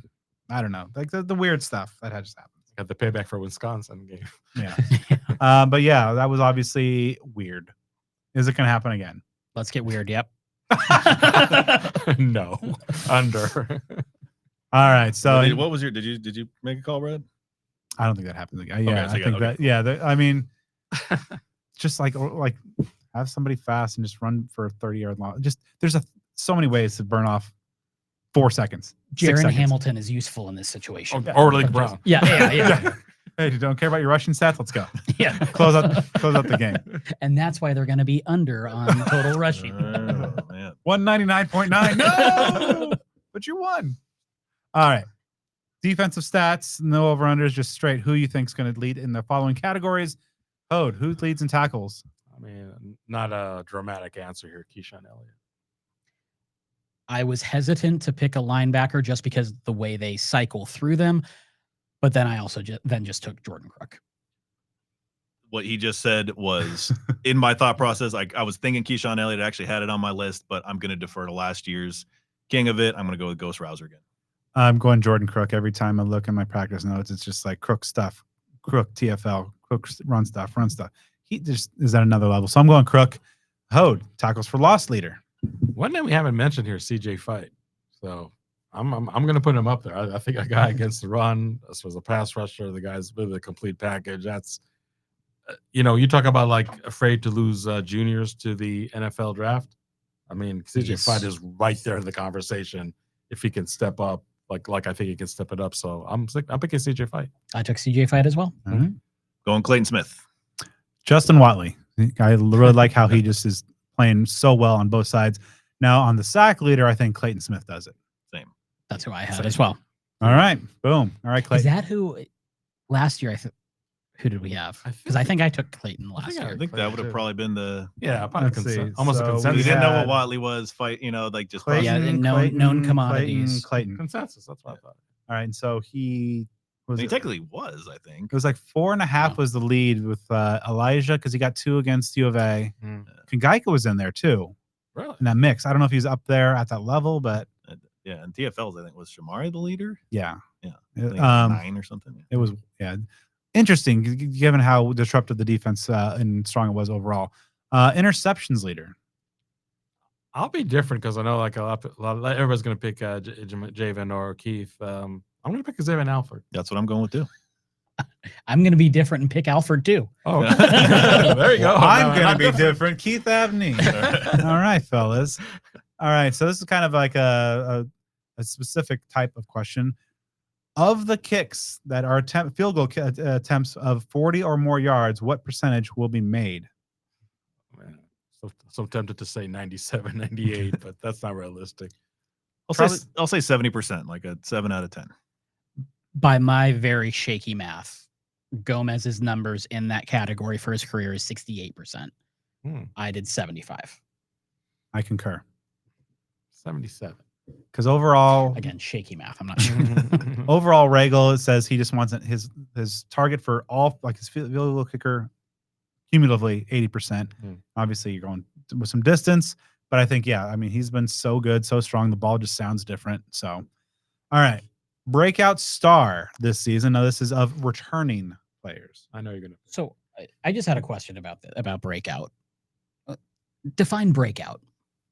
Looking within yourself and define. Okay. We're leaving this up to interpretation, but probably generally somebody who is a returning player, was on the roster last year, but is now going to Sizable step. a sizable Okay. ascension Okay. in their role and impact. Okay. So my answer that's going to be Kyson Brown. It's hard to me to think of someone who is returning from last year's roster who, could make the leap that he can make. Talking about a guy that we're all agreeing is at a minimum of like an 800-yard guy, maybe even the ballpark of a 1,000-yard guy. To me, that's a jump that warrants that selection. I too, obviously, I'm thinking he's going to be about 1,000-yard back. Probably well over that with adding his receiving total. So yeah, he's going to be the guy that makes that ascension and makes people not worry that Scat's gone. Kyson's an excellent selection, but I would say Justin Watley. I mean, if he continues his full camp into the season, I mean, my gosh, the sack machine. I wrote offense and defense. Offense was Kyson. Defense, Jacob Richkin-Geika. Okay. I think makes a nice little step here. All right. That's a good addition. Extra credit for Jordan. All right. So now this one is going to be an offense and a defense. Top first-year transfers. For me, I think Jaron Hamilton is going to be that dude. Yeah. He's going to be able to take tops off defenses, open things up for the tight ends and for Jordan Tyson. On the defensive side of the ball, and then we didn't talk about maybe too much, but I think Boogie Wilson is going to be, once he gets healthy, he's going to be a guy that I think is factoring in. Kind of, they're going to have that luxury, kind of like just the D line of getting a lot of guys in there. And I think we saw him make an impact already. I think he's got some versatility that they can plug him in different spots, whoever needs a rest at any given point. Yeah, I mean, Jalen Moss by hair over Jaron Hamilton on offense, but on defense, totally agree, Boogie Wilson. I want Jesus Gomez for offense. Oh, Okay. Is that too? He's looking within. We gave you the you told me to look in. the freedom to look. Yeah, because I mean, like within it's yourself. it's a gonna weird. It's You a score weird play points. from there. Yeah. you score points, and it's gonna probably change Kenny's arithmetic on like fourth down go Yeah. situations. Like that story out of spring ball that was like it's still pretty fun about like where the pre-practice meeting for it was one of the night practices, and he's like, "Oh, we're gonna go go for it on like whatever the plus yard line is. It was gonna be like a high 50s field goal." And he noticed that Jesus kind of slumped in his chair, and he's like, well, unless you think you can make it. And they put him in that exact situation. I think it's like 56. And then he that night made the kick. And I was like, okay. So I think that just changes. Obviously Kenny's going to go for it. He's just an aggressive guy, but I like the impact on the offensive like play calling and decision making is a little out of the box. And then defense, I had Breedlove. So for me, I went with Jalen Moss and Kenrich Breedlove as well. He's kind of in line for possible starting position. Really like what Boogie Wilson brings to the table, and that could be, an answer there. Quick pause here to give some love to one of our sponsors, Sun Devil Family Charities. They're a 501c3 nonprofit organization created primarily for the purpose of raising funds to provide financial assistance to Arizona State University alumni, students, staff, and immediate family members adversely affected by medical issues. Their SDFC CARES program allows qualified individuals to request financial assistance by completing an application and submitting verification of medical expenses, which are evaluated by their patient services committee. SDFC CARES is the flagship program through which Sun Devil Family Charities provides financial assistance to qualified applicants. Individuals and their immediate family members who have an affiliation with Arizona State University and are facing financial hardship due to a serious health or medical condition are encouraged to submit an application. Monetary donations are always appreciated and support those in need due to an unexpected medical condition. Volunteer and sponsorship opportunities are also available, and these opportunities can all be found online at their website, sundevilfamily.org. And of course, this Saturday coming up at 100 Mile Brewing Company from 3 to 5 p.m., our live show. Some of the proceeds will benefit Sun Devil Family Charity. So yet another good reason for y'all to come out and join us this Saturday. all right. So Joe, who is your top true freshman contributor this year? Got to go with AJ Ia. I mean, the hype is there, and we'll see what the reps look like and what the numbers look like. But I mean, there's just number one, the potential that he has, even if it happens to be like in a small sample, you just think that there's going to be something that's going to be like, okay, like that's why that guy's that guy. And it's a very highly veteran team. I mean, there really aren't a lot of true freshmen that are out there in key positions that are going to be like that. I think it's kind of similar to last year when we were talking about the true freshmen. It had to be Kenny and Floyd by default because there just really weren't that many other true guys out there. How about you? I wanted to do AJ. I ended up doing Man Freeman. Maybe not necessarily. I'm sure he'll get some spots, maybe a couple carries here and there. I think back to the clip you had from spring ball of him doing like blocking drills and destroying people. And I think that just is going to translate to special teams. Yeah. And I honestly haven't really paid attention that much if he's in there, but I feel like he's just going to find a way on the field and make an impact. I'm going to pick Harry Hasman because I think that he might be higher in the rotation compared to AJ Ia. I mean, AJ Ia right now is a number 3 tight end, and you know what? I mean, Cameron Harple, from what he's showing, I mean, you wonder how much that can affect AJ Ia in some cases. You know, Harry Hasman, I think, is somebody who's going to get maybe more game day snaps than one would think. So I think his numbers and just his overall number of snaps might be higher than AJ Ia. And I know AJ Ia is almost like, you know, the maybe no-brainer on this one, but I think Harry Hasman. I went back and forth between Ia and Hasman, but also like Demarius Robinson, I think also is like very good. I mean, yeah, but like it is hard because none of these guys have like a path barring injury. Yeah. That, you know, are really, because it's such a veteran team. It's going to be wildly different answers next year. But yeah, so I did end up with Hasman a little bit. But yeah, I mean, I could see Ia being like a 10 catch, 5 touchdown best case. I don't know. It's fun. We'll see.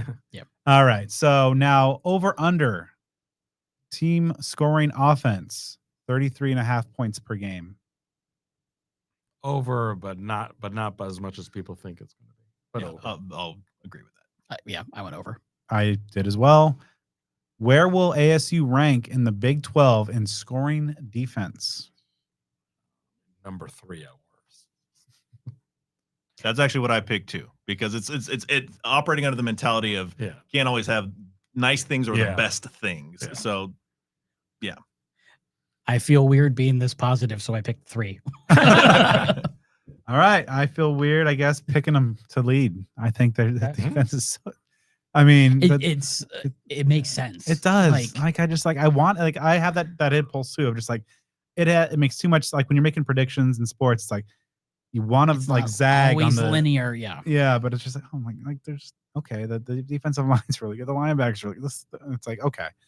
And yeah, and like I always try to temper it, but I can't at that point. All right, so obviously the U of A game is going to be circled by every ASU fan, every Sun Devil, everywhere. So what is going to be the most important non-U of A game on the regular season schedule? I'll go at Iowa State. You know, pretty simple explanation there. The rematch of the Big 12 title game. They are, at least in the preseason AP poll, the highest ranked team that ASU will play, not by a huge margin because Texas Tech is right there behind them, but going on the road in a game where they're going to want a lot of revenge and they should still be a solid team. Makes sense to me.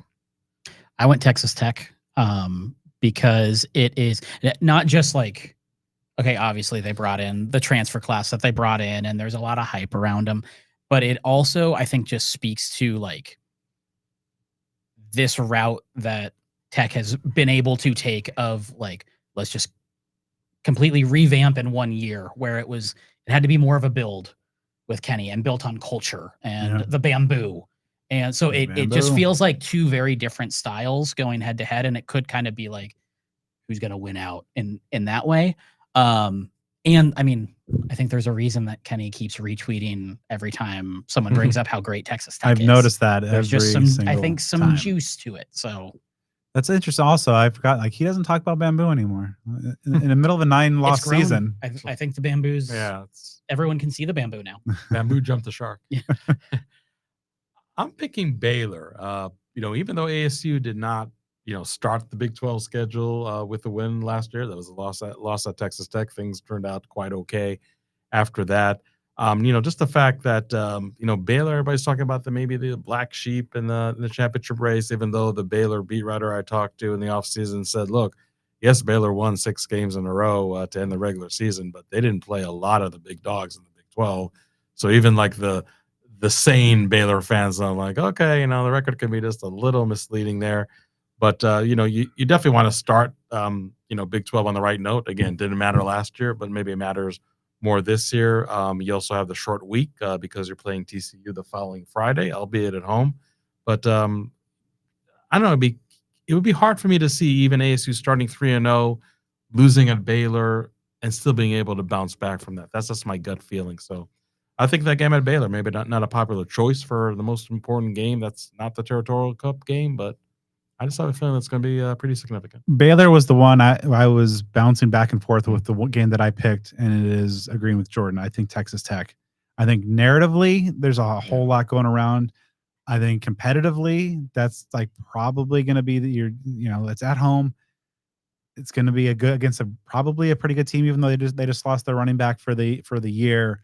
I just think there's a lot that's going to be in that. I mean, I think I've seen some people saying like, well, if the teams take care of business at leading to that point, game day, potentially, like it's going to be one of the marquee games. Like it should be ranked versus ranked team at that point. So that's my pick for most important non-U of A game, and it's also my pick for the next category, biggest win. I think ASU gets it done at home, get some revenge for last year.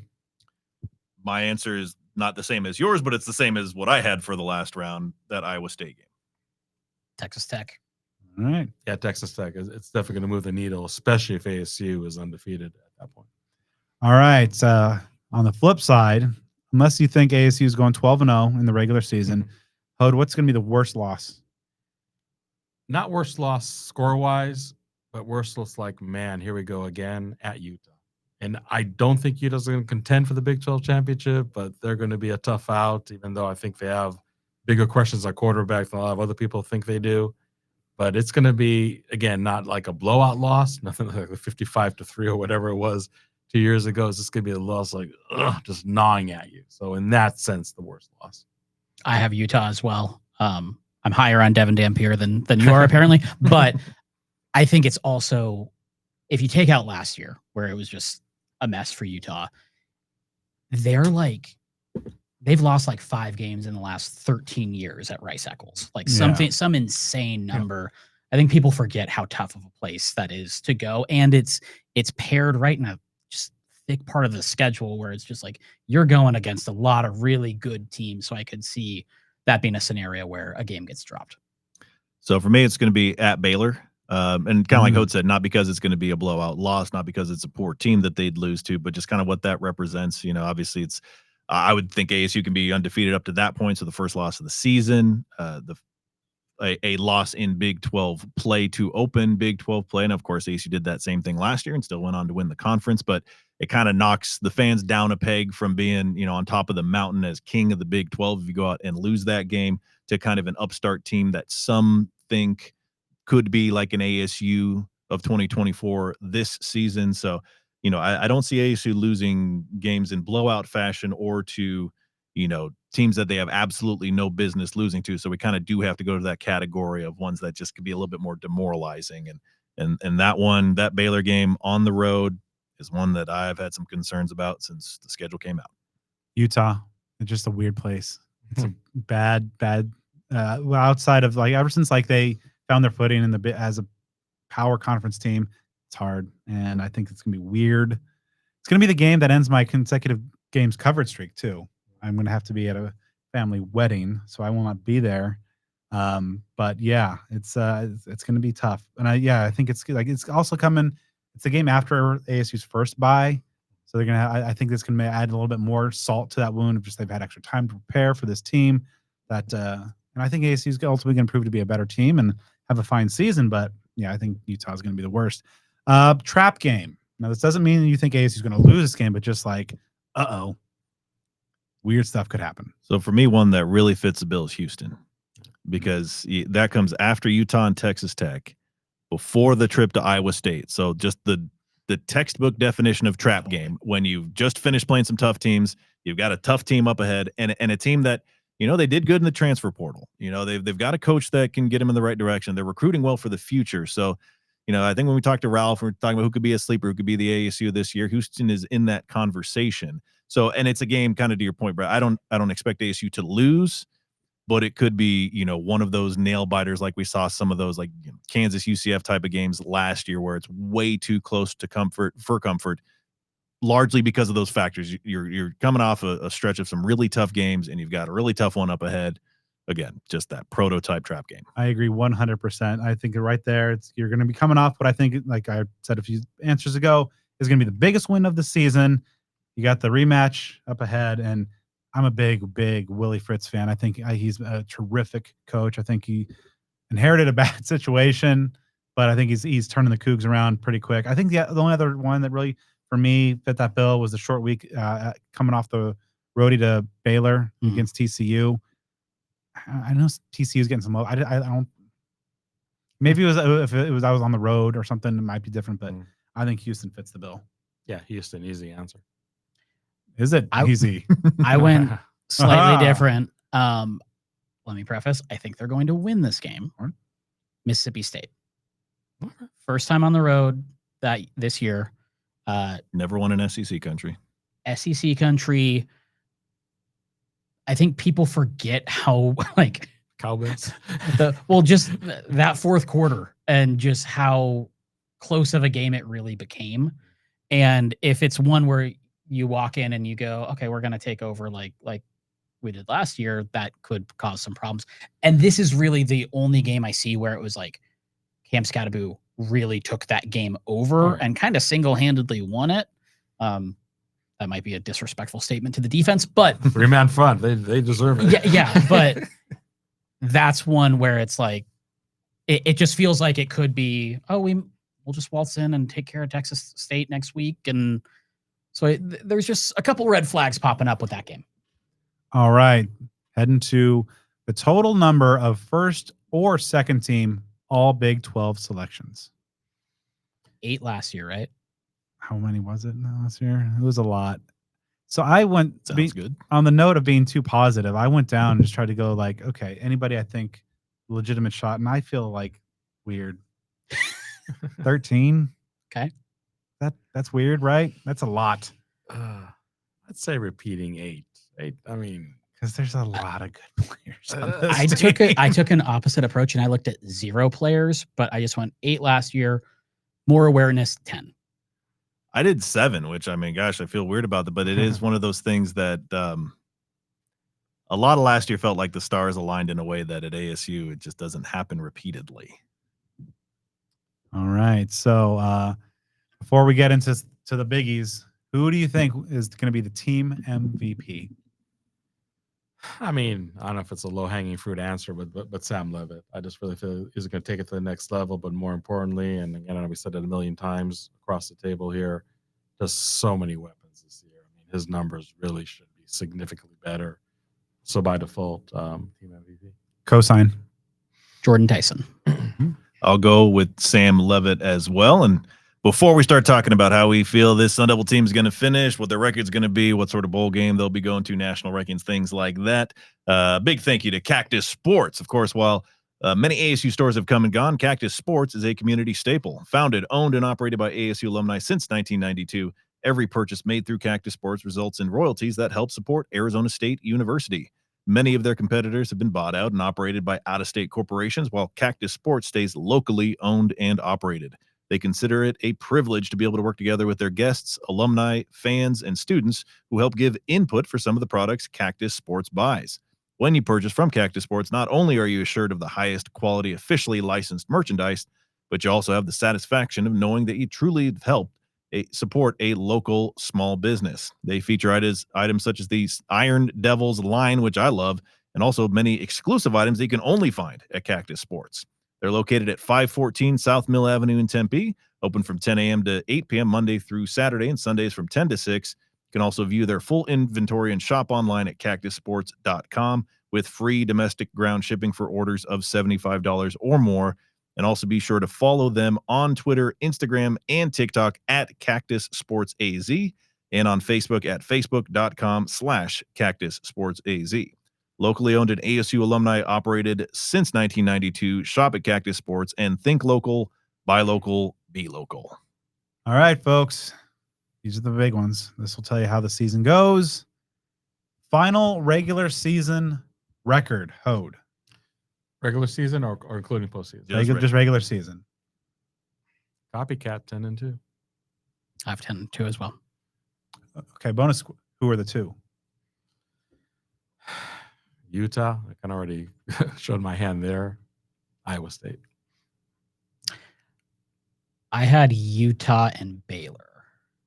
Oh, okay. So I'm going 9-3, and that is like I want to go higher, but there's just still that it's ASU, and that has nothing to do with anything other than the fact that nice things on a consistent basis, or very nice things going to even nicer things, don't seem to be the norm around here. And if I'm saying, I said Baylor's one of them, and then I'll say, maybe one of Utah or Texas Tech. I don't have an even 3 picked out. I've got kind of some ranges there. And then, maybe what would be another road game that they can struggle with. Insert road game there. I think it'll be, something along the lines of like the Cincinnati-ish, to where like a Colorado, like it's late in the year, they might have figured it out. I hate to go that way, but I'm kind of tempted to. Yeah, something like I'd say the two losses on the road, 1 at home. All right, so I also will go 10-2. I don't think I know we've had Ralph on a couple times, and he says he looks at the schedule, doesn't see a loss. Doesn't necessarily think they'll go 12-0, but just doesn't see the loss like every year. Like, I see USC's in the schedule, Oregon's in the schedule, loss. I do think that they're going to drop the game at Utah, and I think that just like the ASU-ness and the parity of the Big 12, the college footballness. Yes. It's going to be weird. There's going to be some like weird bullshittery or whatever of like a West Virginia, a game they shouldn't lose. Yeah. But they do potentially Mississippi State, I don't know. Like, I do think that there's a second loss on the schedule. I just don't know where it's going to be, because I think that this is a team that is, the culture's strong. So I don't think that they're going to be like, full like collapse or like a 8-4 post-traumatic Sun Devil disorder type of situation. But I think that, it's going to be, I think, 10-2 in the regular season, which then leads us kind of into the next question. Final Big 12 ranking when all is said and done. Maybe it's going to be a rematch against Iowa State. In that case, number 2, but still make it to the Big 12 championship game. I have them at second, making the Big 12 championship, winning the Big 12 championship. Yeah, same here. I got them at third. I'll give them some bullet board material. Oh, okay. So I also have them in the Big 12 title game as well. I think, they're finishing right there. And I think, depending on where that second loss goes, and then, maybe it's one of those weird things. Remember outside of the U of A stadium, just like looking at like the live results of just like gosh. Colorado, Iowa State, this percentage of, like who's going to play who and whatever. Wild there. Bowl game, if applicable, and since we all have numbers at 6 or above, applicable. Assuming there's not going to be no drama like it was last year when you're on the plane, hoping that Clemson was going to make the field goal to beat SMU. If they make it straight to the quarterfinals, just like last year, I'm looking at the quarterfinal schedule. It's about high time they came back to the Rose Bowl on New Year's instead of a meaningless road game at UCLA. So Rose Bowl. Oh, okay. So I just had CFP because I don't know where I'll go, but that's extra credit for Hod, because like the first round, I've seen a lot of folks that are really projecting like an on-campus playoff game would be cool. Like that would be, because like the 2013 Pac-12 title game was electric.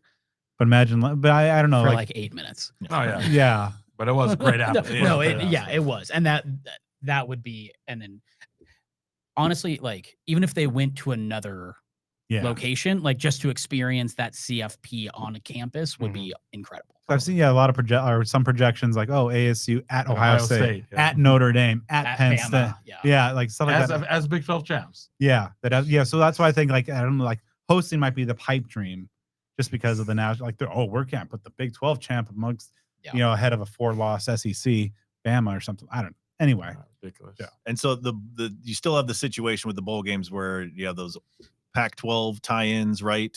That expired, I think, last year, right? I think because I thought I saw some projections where the Alamo Bowl is again like Well, that's also it's still applicable for this year. I think. Okay, right. The Alamo Bowl is what was a Pac-12 versus Big 12. So that they did then flip on that. Yeah, so because that last year was BYU and Colorado. Well, but the year prior to that was U of A, which was moving to the Big 12, and Oklahoma, which was moving to the SEC. Yeah. In any event, I believe that's where that's what I'm picking. Alamo Bowl. Yes, I guess representing the Pac-12 essentially. Okay. All right. So when all is said and done, final. I gotta do mine for the bowl. Oh, that's right. I want to cover a game at the Granddaddy, so Rose Bowl. All right. Let's make it happen. Final AP ranking. Last category of the day. 8. Me and Oder right in line. I said 8 too. Jake Plummer, Andrew Walter, Trent Bourget will be happy. Number 16. Well, okay. Well, I mean, not as happy as they would if they're 8, but just representing the jersey number. So yeah. Okay. David Fulcher, Jamari Simmons, Isaiah Mustafa.